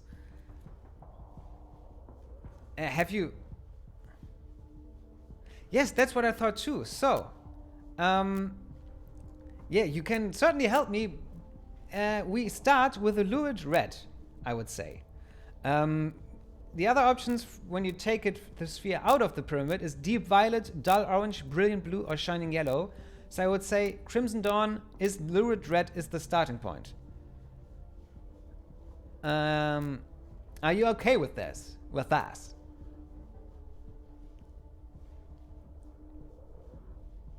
Yes, of course. I mean, crimson sounds good, doesn't it? Now, when we return it, we have the options bright orange, deep violet, blazing orange, cool green, or indigo. I started with the... Maybe this was my first mistake. I think last time I started with... I tried the bright orange, but maybe it's the blazing orange? Yes, but bright orange or blazing orange? The other options are deep violet, cool green, and indigo. Bright or blazing? I mean, from a red, maybe it's a blazing orange? Or an annoying orange? Yes, that's what I think now too. But I don't think I thought that before. So, blazing orange. Now, our next options are... We tried the lurid red before, so that's shouldn't be it. We have deep violet, dull orange, brilliant blue, or shining yellow. And I think here I made a mistake from blazing to dull to bright, which doesn't really make sense. Maybe the dull orange is towards dusk. Blazing... No, we can't do bright now because bright we only can do when we return the sphere into the frame, but now we remove it. So our only options are now deep violet, lurid red, dull orange, brilliant blue, or shining yellow. Yeah, maybe. From blazing to... Yes, let's take dull orange. Now, again, our options are bright orange, we've done that already. Deep violet should be the endpoint. So, blazing orange, no, we haven't done bright orange. Bright orange, deep violet, blazing orange, cool green, or indigo. So maybe the next thing should be the bright orange? Yes, I did blazing, so now bright. Return the sphere. Now. Deep violet, lurid red, dull orange, brilliant blue, or shining yellow. I would say after bright orange, the shining yellow? Yellow, yes, you have the same opinion. So, shining yellow. Our options now are bright orange, deep violet, blazing orange, cool green, or indigo. Is this the time for the cool green? We have done the oranges. We should end with the deep violet. And I don't think it's time for indigo. So cool green. Okay, cool green. Number 5. Deep violet, lurid red, dull orange, brilliant blue, or shining yellow. I'd say from a cool green to a brilliant blue might be the next step. Blue makes sense. I'm glad you see it the same way. So, bright orange, deep violet, blazing orange, cool green, or indigo. Indigo? And after indigo, we can do deep violet, and this should be it. Okay, indigo. And now deep violet number. No, from deep violet. And nothing happens. We have another deep violet, option 3.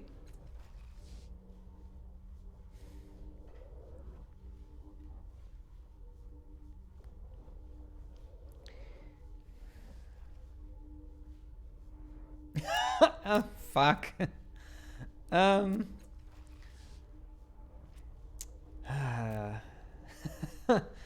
Yeah, you and me both. Thunderflux. Thunderflux? How did you get by that name? It goes...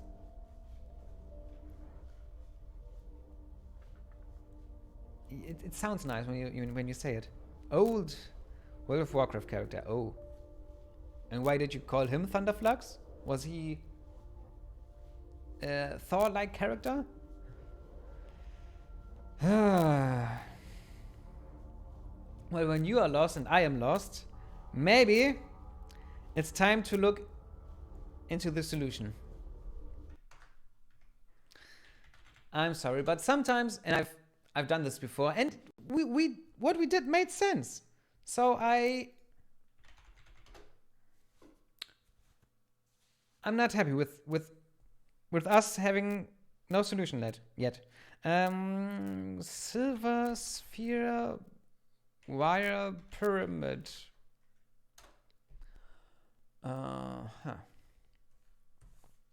They say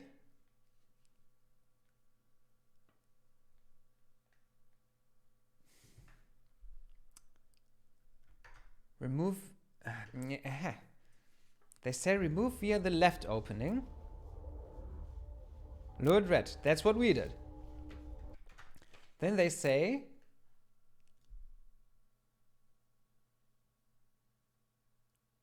the front opening.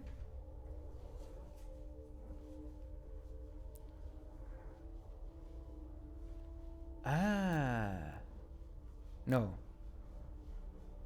Yes. Bright orange. Lurid red, bright orange. So bright orange, not blazing orange. This looks like the mistake. Left, front, right opening now. Dull orange. Okay. Left, front, right. Front, right. Another right. Blazing orange. Okay, yes, bright blazing. Yeah, who should have known that? Now the bottom opening, which is shining yellow. I think the rest we did correctly. Oh, back, bottom, front, left.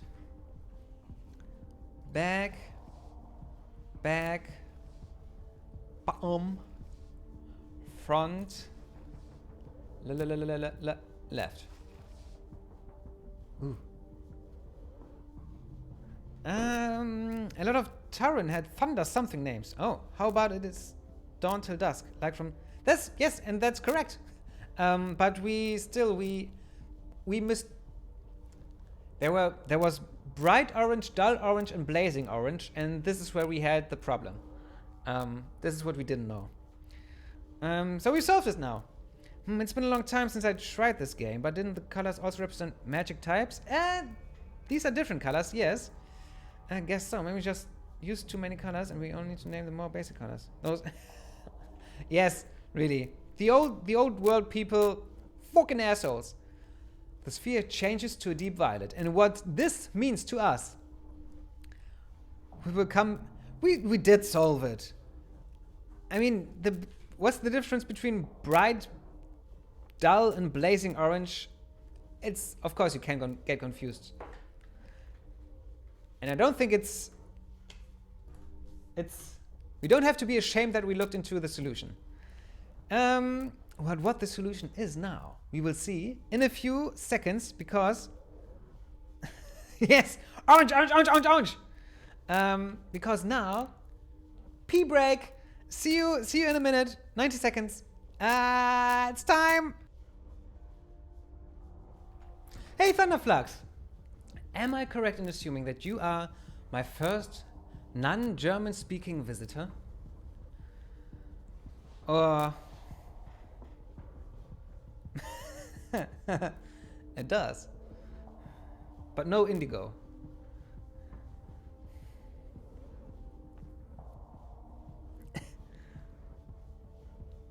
But you know some German? How come?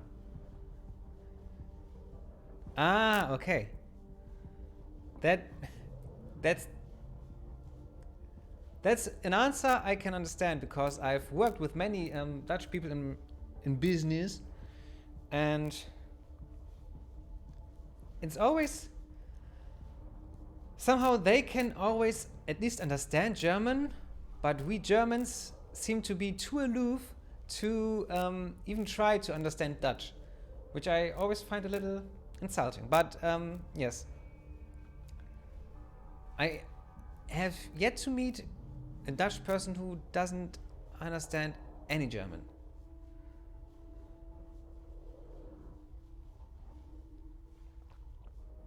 And I forgot to close the door. Just a minute.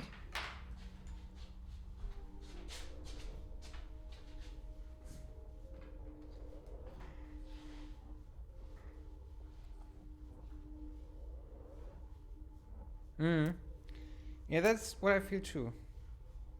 I have been to the Netherlands before, but when I say I've been to the Netherlands and then tell a Dutch person I've been to Amsterdam, they always say, that's not the Netherlands. Not really. Because Amsterdam seems to be different. Where are you from? If you want to, are you from Amsterdam or somewhere else? If you want to answer that. You don't have to. Of course not. I don't want to dox my viewers or something. More on the East Coast. All right. And you have played through Torment Tides of Numenera before. Do you remember what companions you brought with you?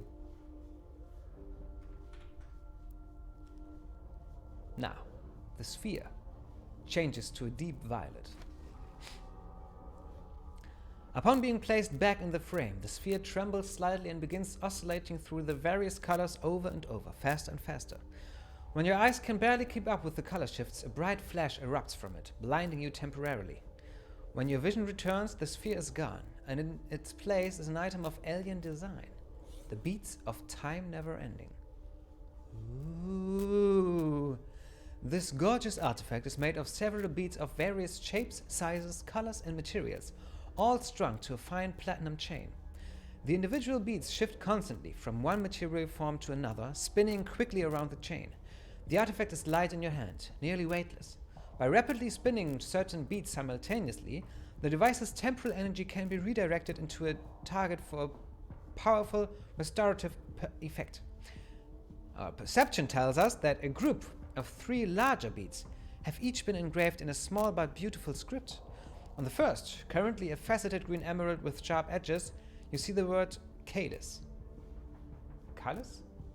On the second bead, slightly smaller than the first and made of thin, fragile glass, tinted in a pinkish hue, you see the word Tay. The third and smallest bead in this group is currently in the form of a pliable silver metal, easily reshaped between your fingers, and on it the engraving Riles.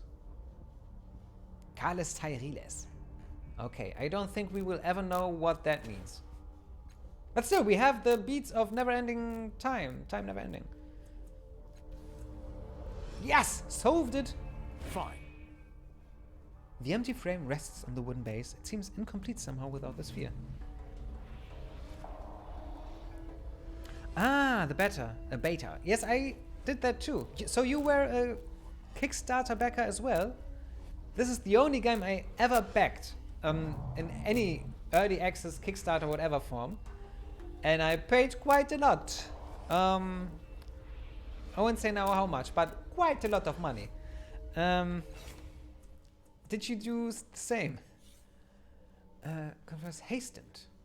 Plus 15 evasion, plus 15 on attacks.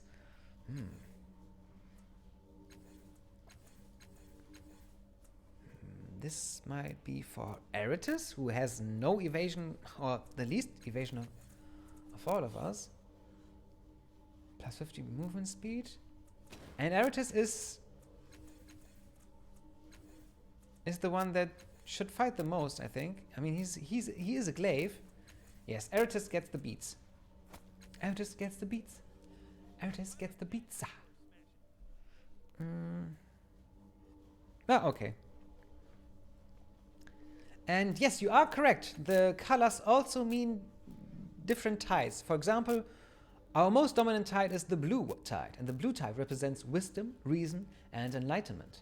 People attuned to this side seek information and the preservation of knowledge in all forms, whether scientific or spiritual. Scholars, teachers, guides, and mystics are often attuned to this tide.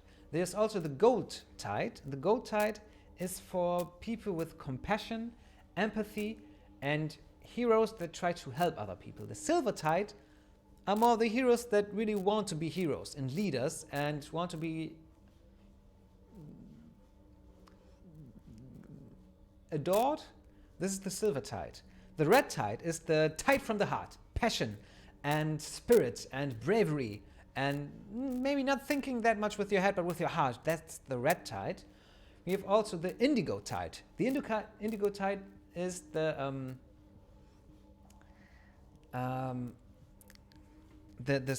Spock attitude. The needs of the many outweigh the needs of the few. So this is the indigo tide. The greater good, genau. Exactly. The doing everything for the greater good. That's the indigo tide. And I think gold, silver, red, indigo, blue.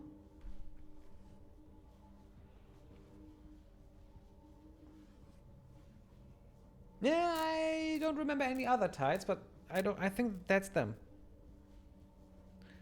Until next time, Q without E, bye! And yes, have a nice head. Maybe you get your migraines under control someday. Then it's just us, Thunderflux, and maybe Shiroxy, but you can all just watch if you want, but you can also write if you want. That's up to you. Someday. Action! Here I come! Calestige. Thunderflux, would you have found my stream also if I was in the German category, in contrast to the English category? Ah, you're still traveling with the ambling mood dampener. Good. One shouldn't become too ebullient. She means elegant. A handful of words, and you've reminded me how grateful I am not to see you every day. And I you, Elegant. Indeed, the sum happiness of my sisters has improved dramatically. Now, cast off. If you wish to speak to me, I'll need to retain my sunny disposition. By which I mean, lose this wretch if you want me more amenable to your words. Until then, farewell. Okay, Calestige will not travel with us. Slayer. Oh, you do, Thunderflux. I thought maybe this is... But I thought this might be automatic. Sometimes. If you don't watch out, it might be that Twitch filters your streams by language, I think. Why, of course. Ooh. Pressed orange juice or... Who is say orange juice? Not that I am judging any other way. This synth sarcophagus could hold a large human. Its surface is pitted as if it survived a sandstorm and the original color has worn away. Ooh, this is where the levies are made. Bio-orange juice from a farm. Ooh. A mass of leathery flesh sags against the railing. Sharp probes are stuck into its skin, surrounded by festering sores that ooze a foul-smelling oil. And the light that shines from within this strong glass chamber has a cruel and clinical glow. Its doors are firmly sealed. Okay, we have talked to all of the Aeon priests. Let's see what this is. On it. This machine is a chaotic assemblage of metal tanks and tubing. A work table mounted with spare parts stands beside it, and it's connected by wires to an oddly familiar sarcophagus and other devices. Thunderflux! Is this your genre? Is Torment of Numenera one of the first isometric computer role-playing games you've played, or are you really a fan of similar titles like Baldur's Gate, Planescape Torment, Icewind Dale, Pillars of Eternity, Tyranny, and all the other games? Examine the machine. As it turns out, there's very little to examine. Every access point to the machine has been carefully sealed. Some of the hatches and panels are worn with use. They are likely accessed by the Order when they perform maintenance on the machine. Others are gleaming, ornate locks with twisted keyholes, unmarred by the scratches and nicks of careless everyday use. You run your hands across its surface and feel the ghost of another person's hands doing the same. Oh, another anamnesis check. Shamona! Yes, success. The memory opens like a gaping mouth and closes around you. Hot wind pulls at your ropes. Jagged grit claws at your eyes. Squinting through the storm, you see the machine, half buried in the sand. Curiously, you wedge open a panel. Inside is a sphere sparkling like a jewel, but soft to the... Life drains from you into the sphere like blood from a wound. The machine is stealing your life. Growling, you return the favor, ripping the sphere from the machine and regarding it with cold eyes. The memory releases you abruptly, leaving you panting in front of the machine, which is not the ruined monstrosity your predecessor discovered in the Archipelagian ruins. You know, however, that the orb is sealed somewhere inside the device. Ooh, you did! I have to admit, I didn't grow up with them, but it is my favorite genre, and Planescape Torment is my favorite game ever.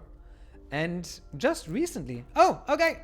Then, Thunderflux, goodbye. But just recently I finished Baldur's Gate 1 the first time. Just wanted you to know that. It's important. Bye-bye, Thunderflux. Have a nice Sunday, and maybe you will be here back again, if you want to. See ya! Thank you.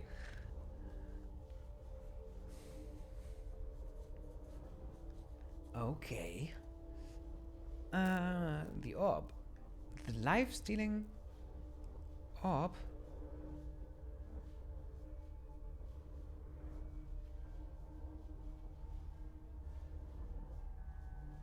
Okay. Examine it again. Sometimes we learn something new. Sorry. You rub your knuckles experimentally on the side of the machine. The sound reverberates through the hollow space within, echoing and echoing into inaudible eternity. Peek through the spare parts on the table. You sort through the jumbled components on the table. There aren't many, nor are there any duplicates. These appear to be spare parts for the machine. Knock on the side of the machine again. Someone there? The sound bounces around the inside of the hollow machine like a rock falling down an infinite well. Try to determine how the machine works. Elegant, isn't this your field of expertise? And yes, it is. Come on, 80%. You've got that, Elegant. Come on, 100. After several minutes of examining the spare parts on the table and the machine itself, you think you understand. Most of the components can channel or focus the life taken from a subject. One of them, if you are correct, is the device that pulls the life from the subject. But none of them can store life, even temporarily. Furthermore, there are no duplicate components. You will only have one shot at building the device Finzin's Levy needs.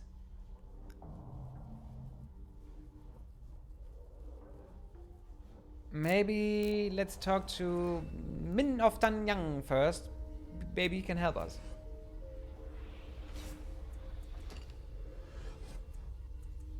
Min. Hi, Min of Tanyang. This priest is tall, thin, and dressed in only black. Narrow slashes of oil decorate his unlined skin like letters in an unknown tongue. His eyes are harried, but alive with intelligent humor. They land on you with a tiny flicker of recognition. Then his gaze moves from you to Elegant and hardens. Oh, good. No one's shouted at me for hours. I already said everything I need to, Elegant says, folding his arms. Anything else would be a waste of breath. What's going on here?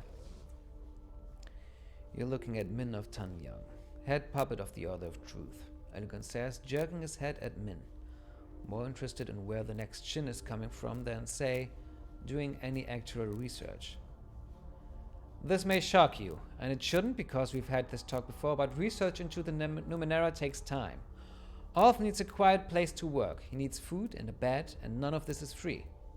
Min sweeps a hand through his dark hair.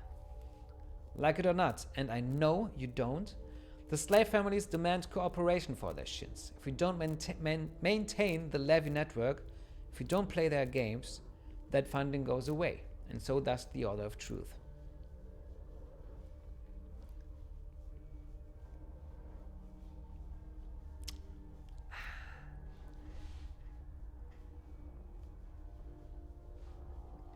I need your help again.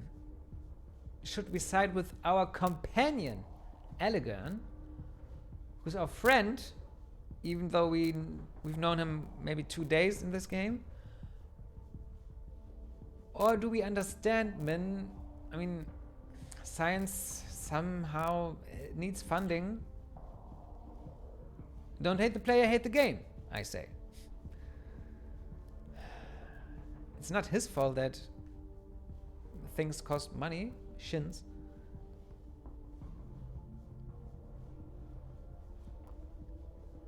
On the other hand, scientists... You don't know, okay. Maybe that would be for the best, Min. Min ignores Elegant's snort of approval and turns to you. Maybe. Rubbing his forehead, smearing the grease stains there. You know, I used to have time for my own work. It wasn't always... He waves his hand vaguely. Politics and dinners and polite requests. He gives Elegant a sharp look. Bah! Telefon! Just a second.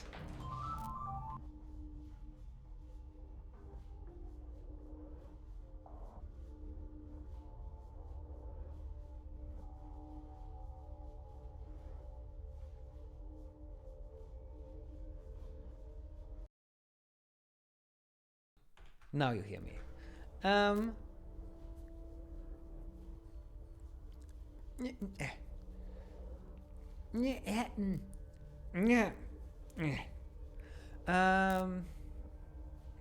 Good, I think Min of Tanyang is a nice guy.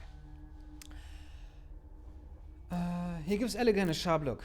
We'll find the answers you're waiting for. I'm not asking for gratitude, I'm asking for patience. And with that, he turns his full attention to you. I recognize you. It's been 10 years, I don't think we ever spoke. You were the one visiting Salimeri all the time, right? Working on some sort of organic machine technology? I mean, Salimeri has made us too, and maybe they talk? No, but she doesn't seem like the type that talks to her colleagues, so...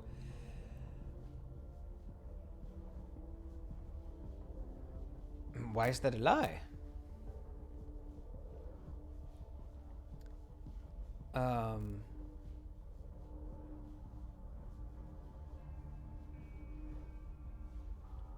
I mean, it's not us, but okay, I understand. It wasn't us, but it was us. You're mistaken. I've never been here before.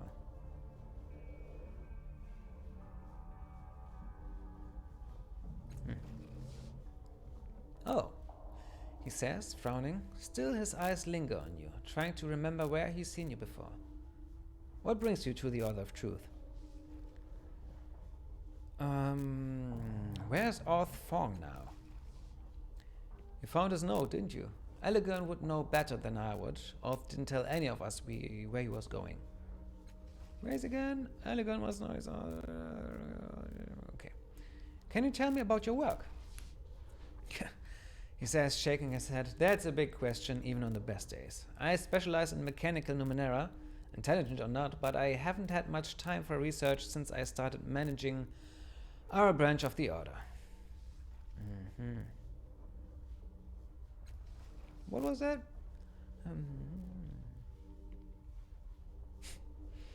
Occasionally he also sleeps. What is the Order of Truth? Good question. He chooses lip for a moment, framing his words. We live on the surface of a vast labyrinth of layered rooms, packed with relics and artifacts, windows into the past. Some people are content to find them, use them, and sell them. But not the Order of Truth, not the Errand Priests. We want to understand the Numenera, study them, point at them, and argue about them. Now, in the West, the Order of Truth is much bigger than this little enclave. It's a vast organization led by the Amber Pope. Out there, our words turn the heads of kings. Around here, we occasionally get discounts on equipment from local vendors and a free cup of tea. Not that I'm complaining.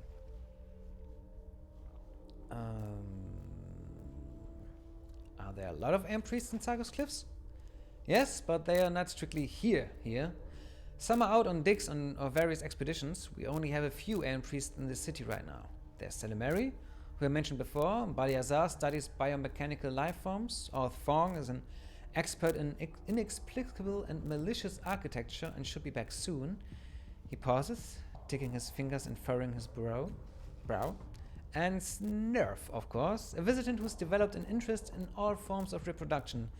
It isn't one of us, and I don't think it wants to be, but we gave it space to work on its project. Don't go ever there unless you've invented a way to scrub your memory clean. Also, Uring, of course. He's been educated in the Order, but he's still looking for a discovery that will make him an Aeon Priest. Okay. How did the chapter of the Order of Truth end up here? It was founded 300 years ago by a Vagellan Nano named Diviatiku. That's his statue outside. Ah, the one that we have met in the calm of our mind when we repaired the clock. So he was the changing guard as well. He governed, or you could say ruled, the Order with more force than you see in traditional chapters. He set us up in this spire, handpicked new members, and chose them for particular projects of his design. We're not quite that organized these days, for better or worse. Leaders are chosen by consent of the other priests and priestesses, and they don't have a say in what everyone works on. They just deal with the politics and the paperwork so that everyone else can focus on their ruinous side projects and hideously dangerous experiments. Which is to say, I'm the leader because I'm the only one who admits we need to eat.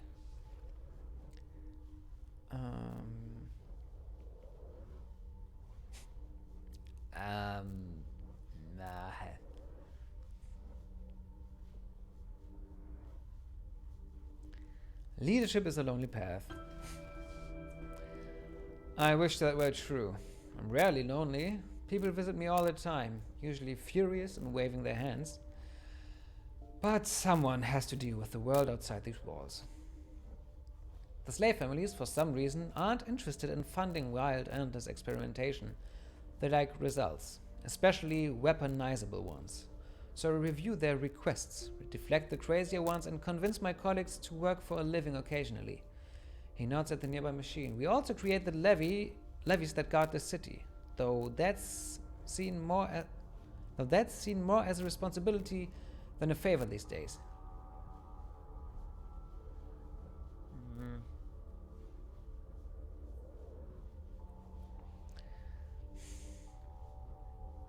It's a shame the Order has to earn a keep in this city. Well, it has its ups and downs. Some of our people could use some grounding. He scratches his head absently. What else do you want to know about the Order? Anything new?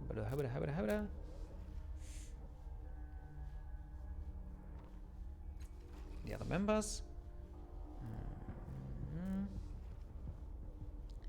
I saw Deviatiku inside the clock in Circus Minor. He found it was the changing guard, or cast off. Min squints at you, then the ceiling. It's possible. Deviatiku's behavior matches the stories I've heard about the changing guard. But he hasn't exactly shown up here to pick up where he left off. If you're right, maybe he just lost interest. Let's talk about something else.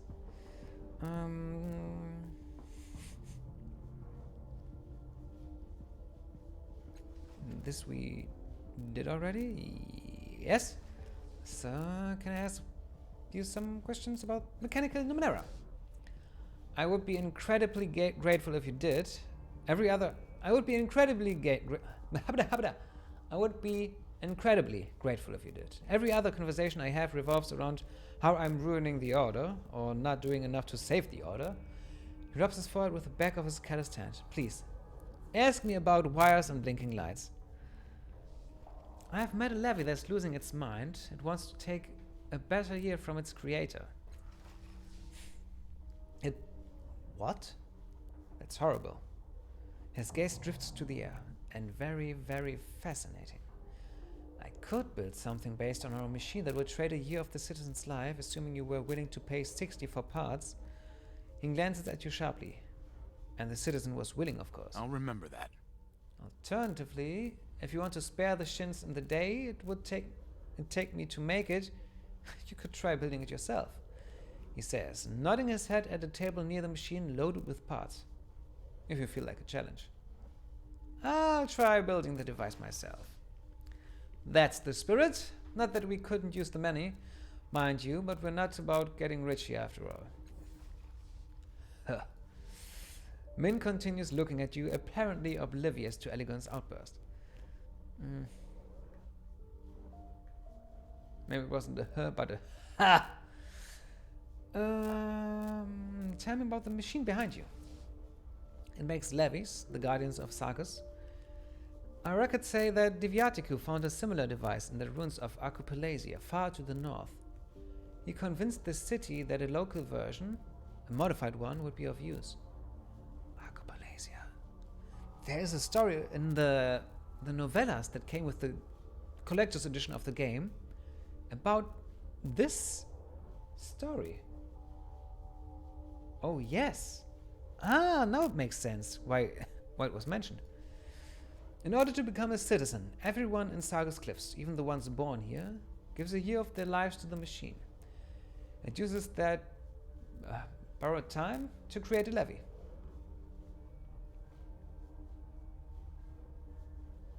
What if someone only has 1 year to live?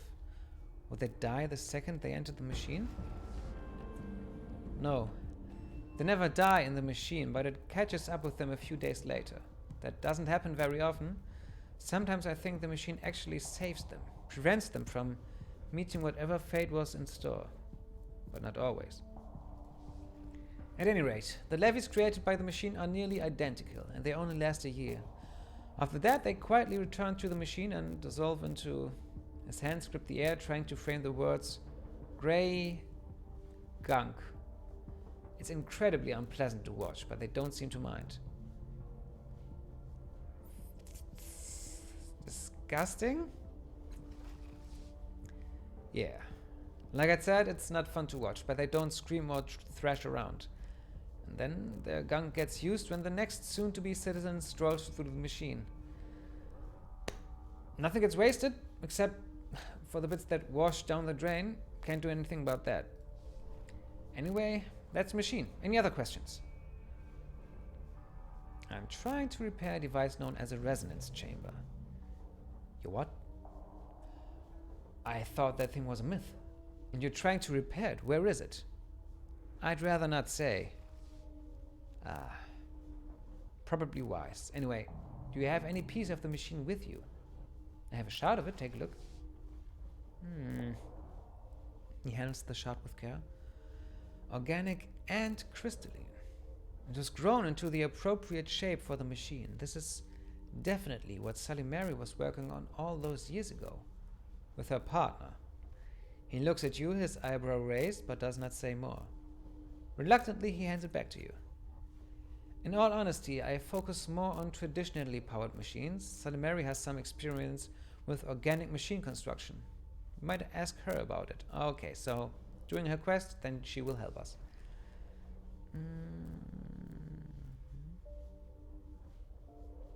Let's talk about something else.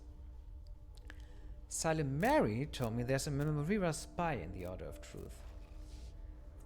We think so, he says with an irritated glance at Salimeri. But not because we've seen people in dark cloaks creeping around. He lowers his voice, but not enough that the anger buried in it is completely hidden. We've lost dig sites to her thugs. Maybe people too. We can't be sure because we never find any traces of them. He rubs his forehead with a stained hand. We'll catch the spy. Only a matter of time. Farewell. Come back anytime. Okay. Let's go. Build. Have I... Was there sound just now? I don't know. Okay. Let's build a cipher. Elegant. Let's do it. 80%. You can do it. Yes. I'll remember that. The goal, of course, is to channel the life directly from Finzen to his Levy with no intermediary step. It will not be as elegant as the machine beside you, but it should work. Should. Working with great care, you fit the delicate components together with quiet snicks and clacks, following the insubstantial blueprint in your mind. Clack! There. Done. Finzen and his Levy await. Chronal transference device. This is a blinking and humming assembly of synth and metal parts, cobbled together from spare components of the machine that creates the levees of Sargus Cliffs. The device should transfer a single year of life from a human to his or her respective levy, assuming both parties are willing. Leave the machine alone. Okay, I think we're done here. Fine. Nice. Good. That was the Order of Truth. Let's help Finzen now. We can use the XP.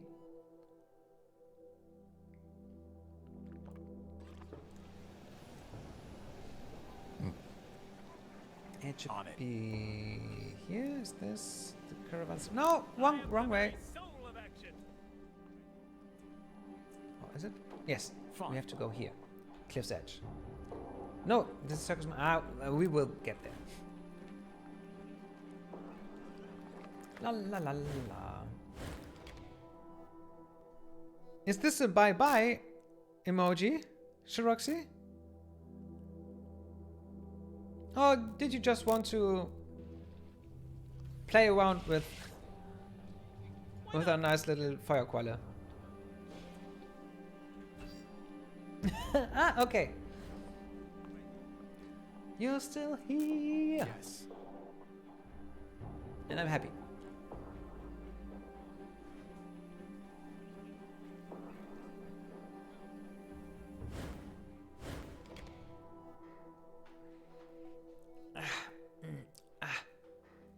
Backache.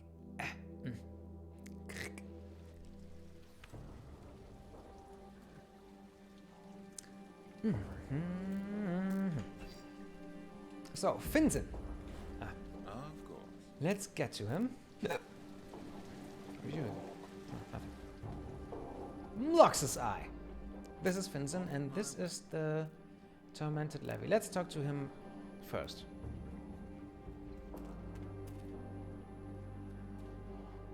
Hey Finzen, I've got a solution. Any luck with the Skolux?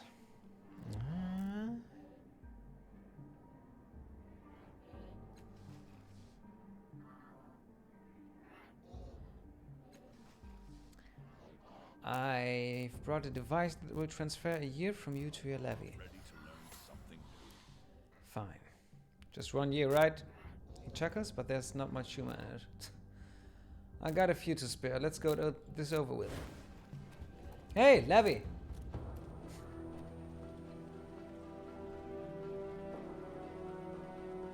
How does the thing work? And do I get to pick the year or what? Will this hurt him? I do not want this to... Ah! I am well now, sir. Are you? I'm fine. Leave me be, alright?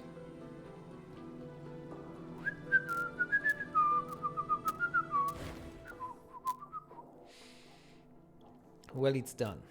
Funny thing, the first year they took didn't hurt a bit. This one stings like glass in the gut. He rubs his head, but the Levy's gone. That's something. Are you feeling alright? Honest? No. Got some hammering in my head and a greasy feeling in my throat, hoping it goes away. Do you regret helping the Levy?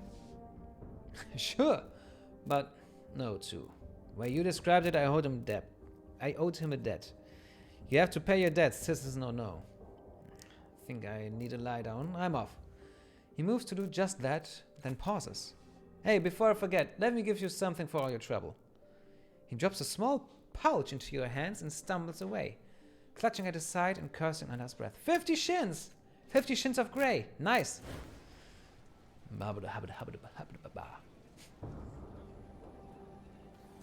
Is it? I thought 2017.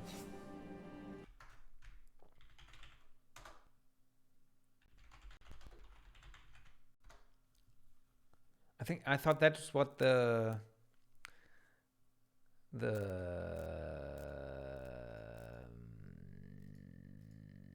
menu says. When was I born? Then. No. Show page. No. Published 2016. So we're both wrong. Okay. Maybe 2014 was Planescape Torment Enhanced Edition? That you got confused? Loss of self. Can we help you anymore? Or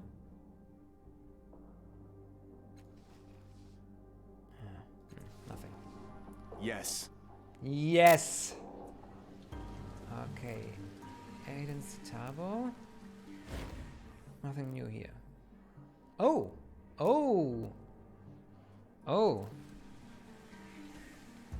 Next part of his test.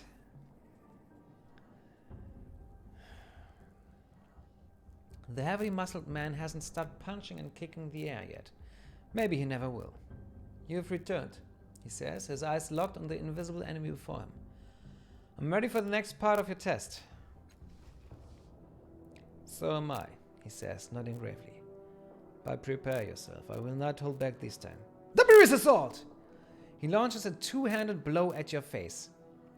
Parry and counter-attack, you won't see it coming. Oh, we have to do it. I thought Eritas might. Oh, crap. You raise your arms to shove his fists aside, and they dip below your guard, turning into twin spears that thrust up into your abdomen. Everything goes wide. The next thing you're aware of is a harsh wheezing. It takes a few seconds to realize the sound is coming from you. Aidan hunkers over you, impassive. Return when you're ready. I am ready! You've gotten your breath back. Very well. The Beer's assault! Headbutt him! Success. You lunge into the attack, driving your arms up between his fists and pushing them apart. One hand whips around the back of his neck and pulls him into range of your forehead. Crack! His thumb is back, blinking, smiling. You're ready. Well, have I passed all your tests? You have, but I will remind you one more time, this will be a fight to the death. He draws 1 foot back, settling his weight on it. His hands come up and draw apart, tightening into fists. Are you certain you want to do this? Maybe later. Good. Think it over. I would have you commit to the fight with your whole heart. Yeah, farewell. At least we passed the tests. Oh! Aidan gets a level up.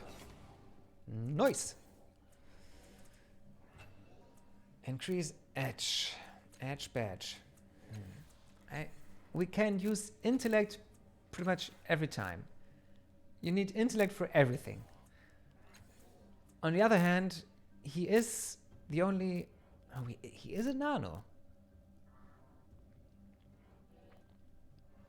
They can... Like, they can do esoteries, so they can do magic, so intellect would fit him. But it's also mighty.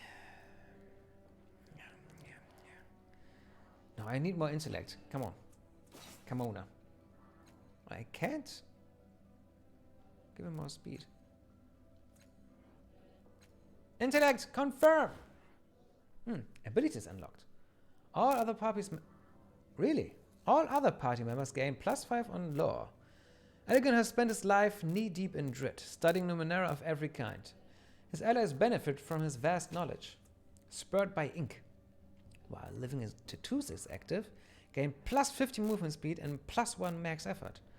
The whirling dance of tattoos on elegant skin makes him more useful in tough situations and quicker on his feet. Cool.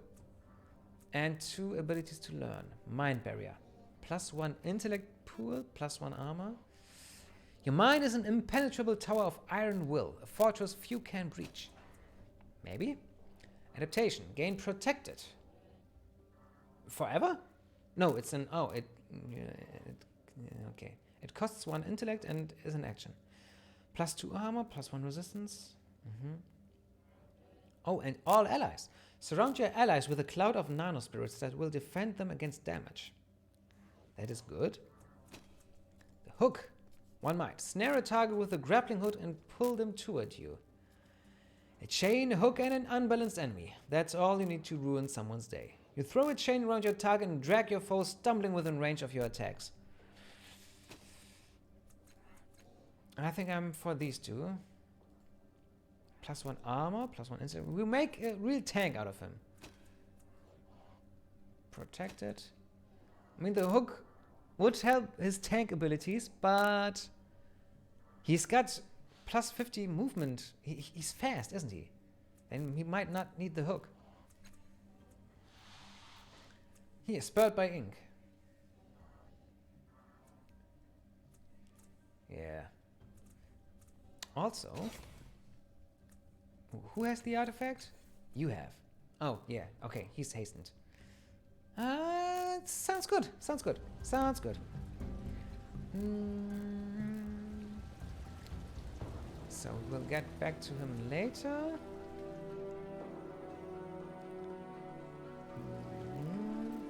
We have talked to them. I'm ready. What's here?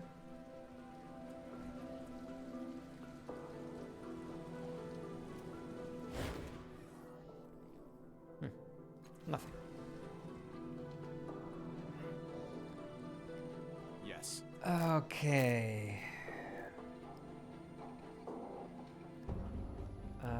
Aeon Priest. Maybe you should do the quest for Salimeri from the Aeon Priests. Oh, no, let's look around Caravanserai. We have been here before, but haven't talked to everyone, and I want to do that.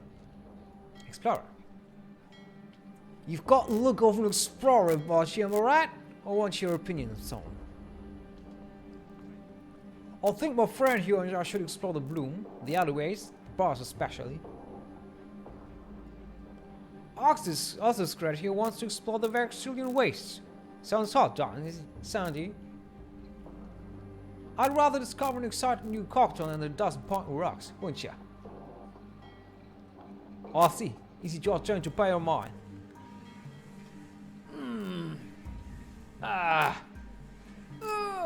Okay. What does Ossie say? Good day, human. We are somewhat busy at the moment. Kraska, my companion here, believes our next sojourn should take us into the blue. An expedition to a heavily settled city somewhat defeats the purpose of exploring, but Kraska is adamant. My companion has doubtless found a lover in the bloom and wishes to explore them. Kraska is exhausting, entertaining, but exhausting. Okay. Saugus is a great little city. I'll keep losing clothes, you do. Last night I lost my favorite coach. I know everything else. Never gamble with a marathon. Someone stole my boots when I was asleep. I could have been anyone in the bed. I'll keep waking up with no pants. Maybe I should wear them on my head. We'll lose them that way. Clothiers love me. I'll get a discount. Okay. Sailor. Don't look at me so loud. I drank everything in town last night, including whatever was in that bucket behind the bar. It feels like someone is throwing up in my brain. My mouth tastes like burning mud. I'd kill myself if I didn't think this hangover would survive.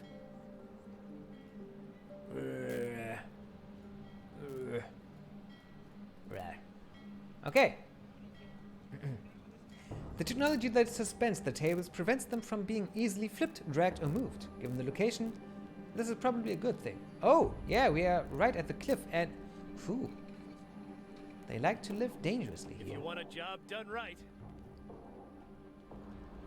So we have Sylph, the barkeep, and Tarnach Hobbes. Let's talk to the barkeep. Seen you before, haven't I? Locals don't usually drink here. Most of my customers are half-mad sailors, frustrated traders, and lost tourists. A man see things working here. Thinks he shouldn't. One time, a customer bought a bottle and swallowed it whole, and cork and all. I've seen two scaled men fight to the death over a pair of pants again. One of our bottles screams every time you open it. I always forget which one. I sleep under the bar with the rats. Got a pillow and everything. Maybe I should hire help. Maybe you should.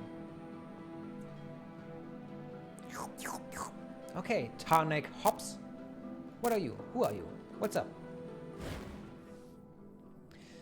This man's brow is creased with worry. He avoids your gaze, his eyes fixed on a point to your left and far away. His trembling, battered fingers pluck at the air. He stares through the chattering customers at the bar as though he is utterly alone. Stepping closer, you see a thick blue crease running down his throat into the depths of his heavy robes, and orderly rows of azure holes pierce his bony arms from elbow to wrist. What?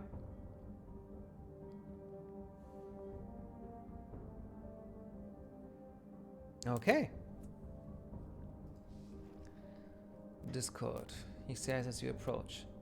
Scarred melody. Too many voices. Hurts. His words stream out one by one in a subdued and continuous monotone, tumbling over each other as if in a blind rush to escape. So. Study the man. He does not meet your eyes as you step closer to examine him. Instead, he winces, as though your presence is somehow painful to him. You watch him move and track the twitching of his fingertips. You hear a low, vibrating whistle, though it is not coming from his mouth. What are you doing here? Wayfarers bring me broken Numenera. I repair them for pay. I need to eat. Wayfarers thank me. They do not know I have remade their Numenera. They do not know they will also be remade. Can you remake any of my Numenera? Instead of asking to see your belongings, he looks at you for the first time. His pupils are as dark as the space between the stars. No, he says after a long moment. His eyes flick back to whatever distant, terrible place has so captured his attention. You're wounded, a broken instrument. He has no use for you. You didn't even look at my belongings. Do you have anything you can remake? No, you're worthy but broken. This time he doesn't look at you. What are you staring at? The Grand Hall, the spiral pinned by broken columns, the invisible roof. He stops with a gasp and a tear rolls down his dirty cheek. He tells me not to share our secrets with you. You're not of the choir, you are Discord. Discord? A cold wind coils down from the rooftop, flicking at his tattered robes. Suddenly, you hear something beneath the flute-like notes of the breeze over the holes in the man's skin. A dry, angry voice speaking the word Akar.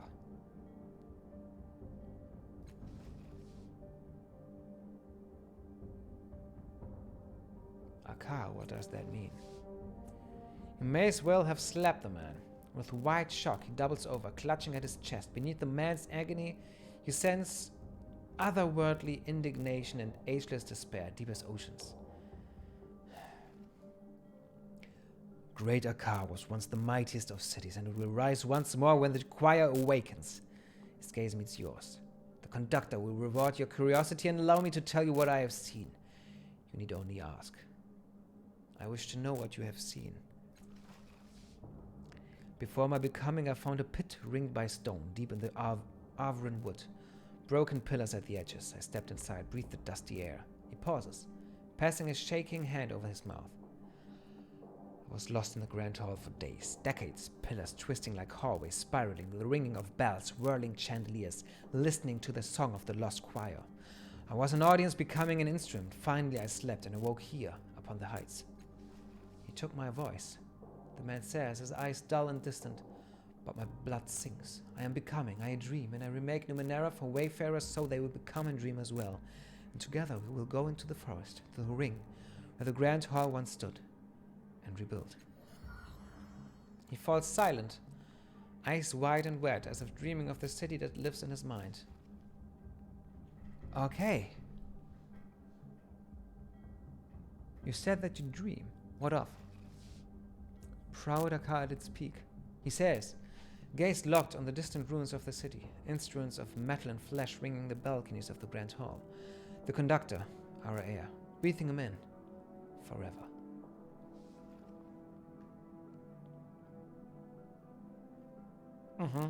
So, you're a host to the conductor's parasite? Okay.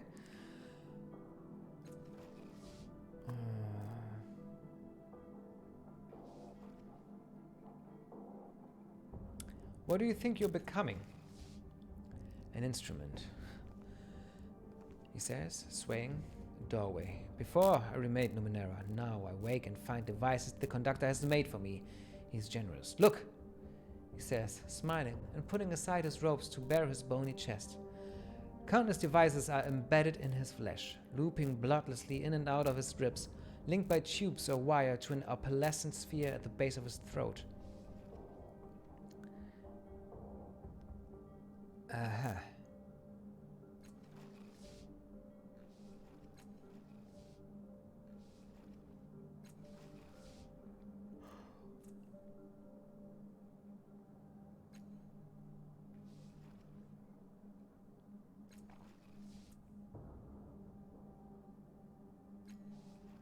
Okay, bye.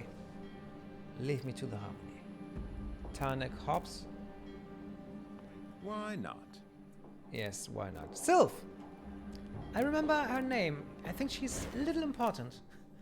This pretty young woman stands unnaturally still. Suddenly, her large, glassy eyes spring to life with a rattle and quickly lock with yours, before just as quickly snapping away. Her skin, as fair as porcelain, is cracked beneath several layers of dirt and faded makeup, and on the side of her neck, you see what appears to be a small tattoo of vertical lines with glyphs etched at the bottom. For a moment, familiarity overwhelms you, disappearing as a minute shudder runs down her arms. Minute. Her gaze snaps back to your face, but not to your eyes. She's staring at your tattoo. Jerkily, her hand rises to touch her own. Well met, I am called Sylph. You note the slight pause before she pronounces her name. Her voice has a purring quality under which you can hear the spinning of countless gears. She coughs, just once, and a small greenish cloud emerges from between her lip. How did you come by that mark?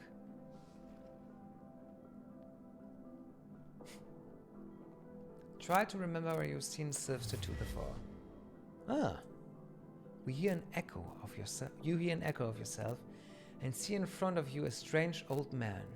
What? You hear an echo of yourself and see in front of you a strange old man, gnarled by time and rabid with expectation. On his neck, weathered and sagging, you see the same series of vertical lines etched into his skin. A faded map to a time or a place that no longer exists.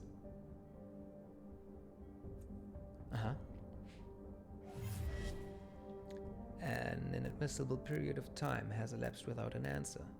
Conclusion: I will rephrase the question. She says as the memory fades. How did you come to have those marks upon your skin?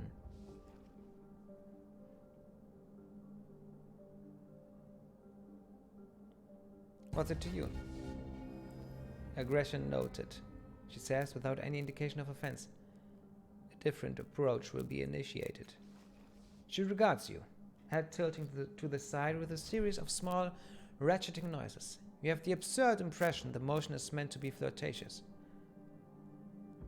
I hope you will answer another question for me. I have a riddle that it may please you to answer. Brushing her hair coquettishly back from her bare shoulders. It is very old. She pauses a moment, then recites from memory. What comes in with breath and out with a word transmutes upon death, but can't be conferred.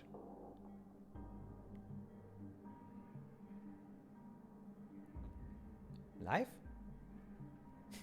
The words sound vaguely familiar, resonating in your mind even after she stopped speaking. Try to remember where we've heard the riddle before. You listen again to her words, feel the echo and weight of them moving in your mind. You see Sylph garbed in the robes of an Aeon priest, her face in shadow. But when the riddle comes, it's in your voice, not hers. And the rhyme is different. It arrives with first breath and leaves with each word, transfigured by death unless it's conferred.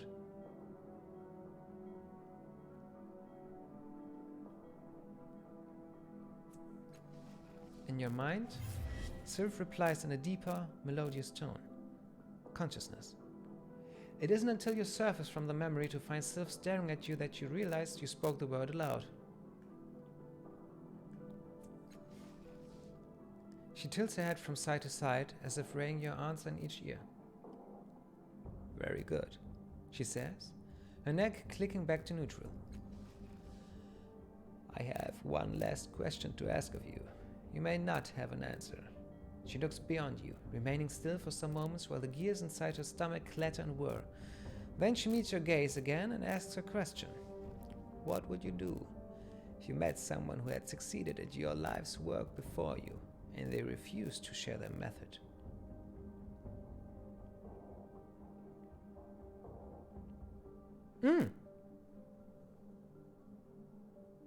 No, this is... I will join you for breakfast, and I will love doing so, because I'm hungry. Yes, yes, yes, me breakfast. With you. Nice. I happy. I like...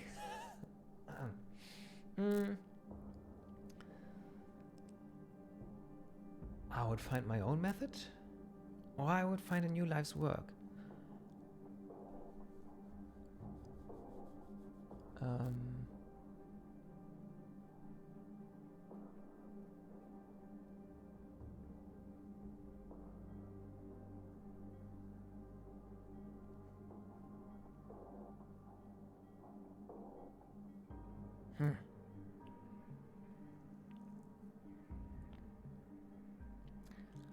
I'm open for suggestions.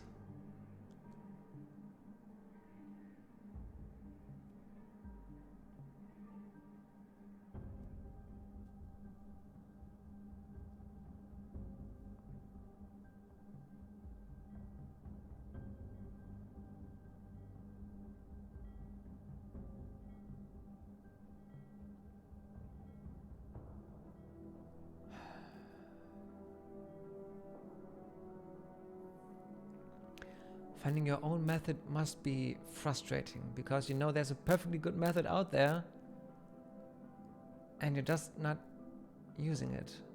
And if you use it, you're not the first one that did it. I would kill them is a little harsh. Beg them to tell me is insulting to ourselves. Finding a new life's work seems hard and complicated, but might be our best option. Or we just don't know. We would find our own method. Okay. Then we do it, Shoaxi.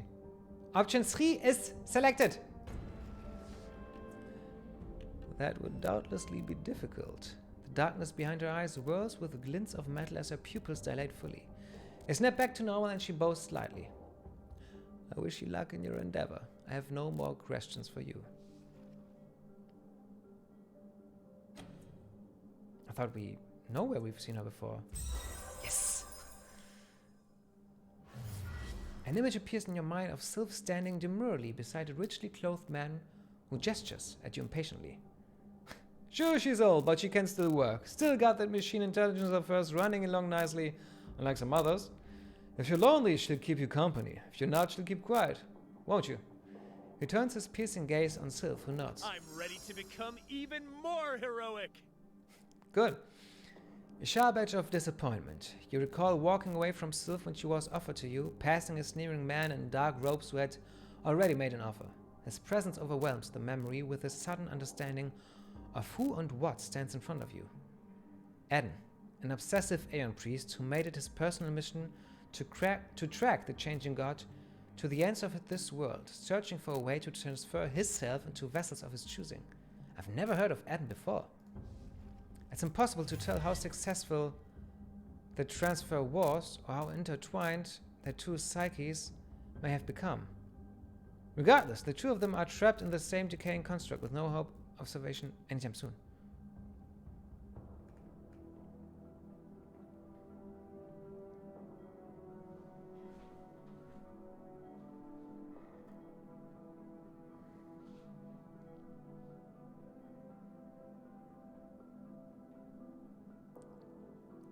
Oh.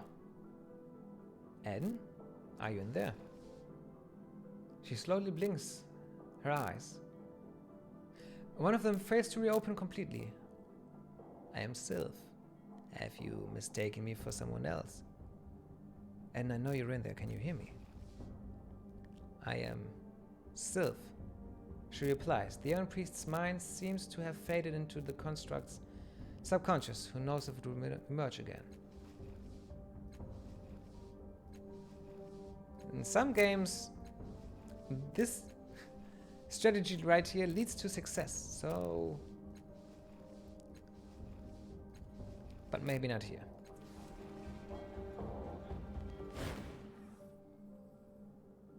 But there were other options. No, we have to reload. We have to. We missed some options. Because I was too quick with the right one. Sylph.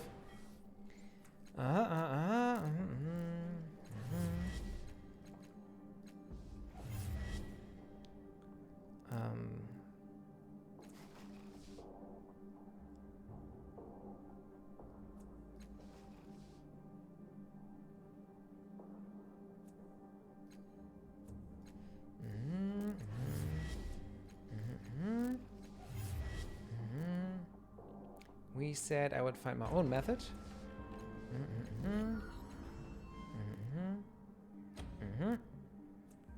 And no. Who are you? I am Sylph. she states simply, inclining her head toward you with an audible click. I am at your service. I am Sylph. How may I assist you? Okay. Examine Sylph more closely. Aren't you the one for these kinds of things?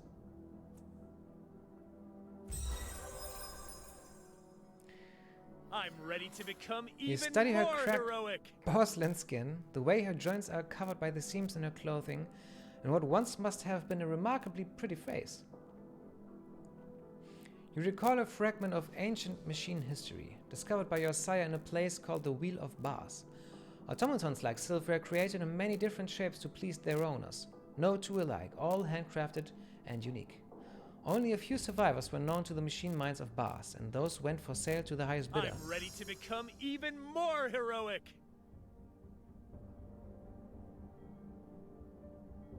Okay. Same outcome. Okay. Aidan? Aidan? Geh schon, du darfst mit mir reden. Hab's verstanden. Okay. So, let's level Eritis. Und die anderen? Nee. Eritis. Let's improve some skill. The smashing skill sounds... Wait. Does Elegant? Elegant has smashing too, but he's also very lorely. Running, initiative, endurance.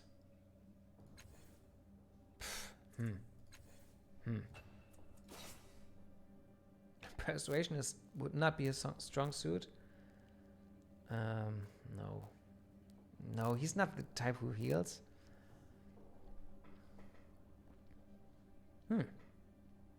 More health. This fits him.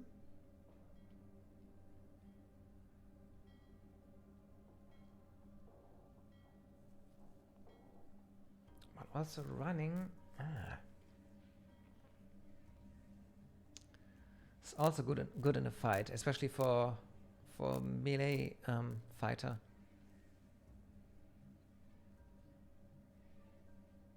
So not smashing, endurance or running, more health or more power. Let's give him some health.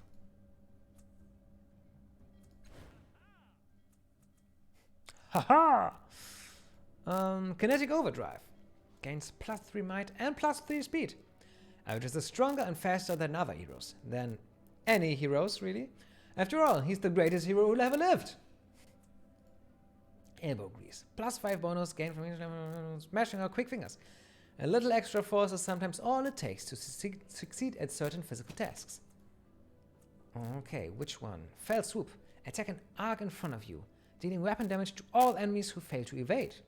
Sometimes you might find yourself surrounded and realize that precision fighting isn't the best route forward.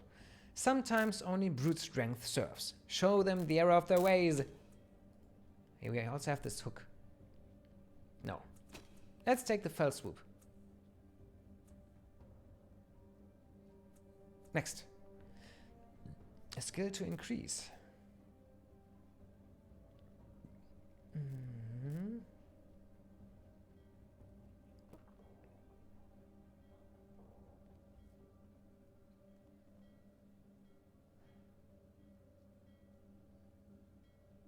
Melee weapons.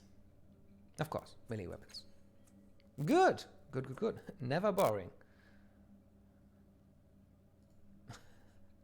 La la la. And he is someone, he uses, of course, a greatsword. Good! That was Sylph. Aidan? I know you're in there. No. One last thing I want to know. I don't remember Aidan. I don't think Aidan ever comes forward. Or does he?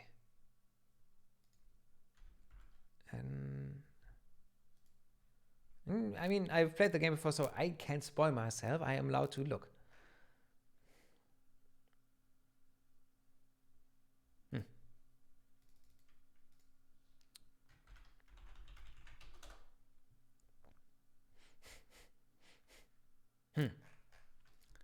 Doesn't look like he's mentioned anywhere.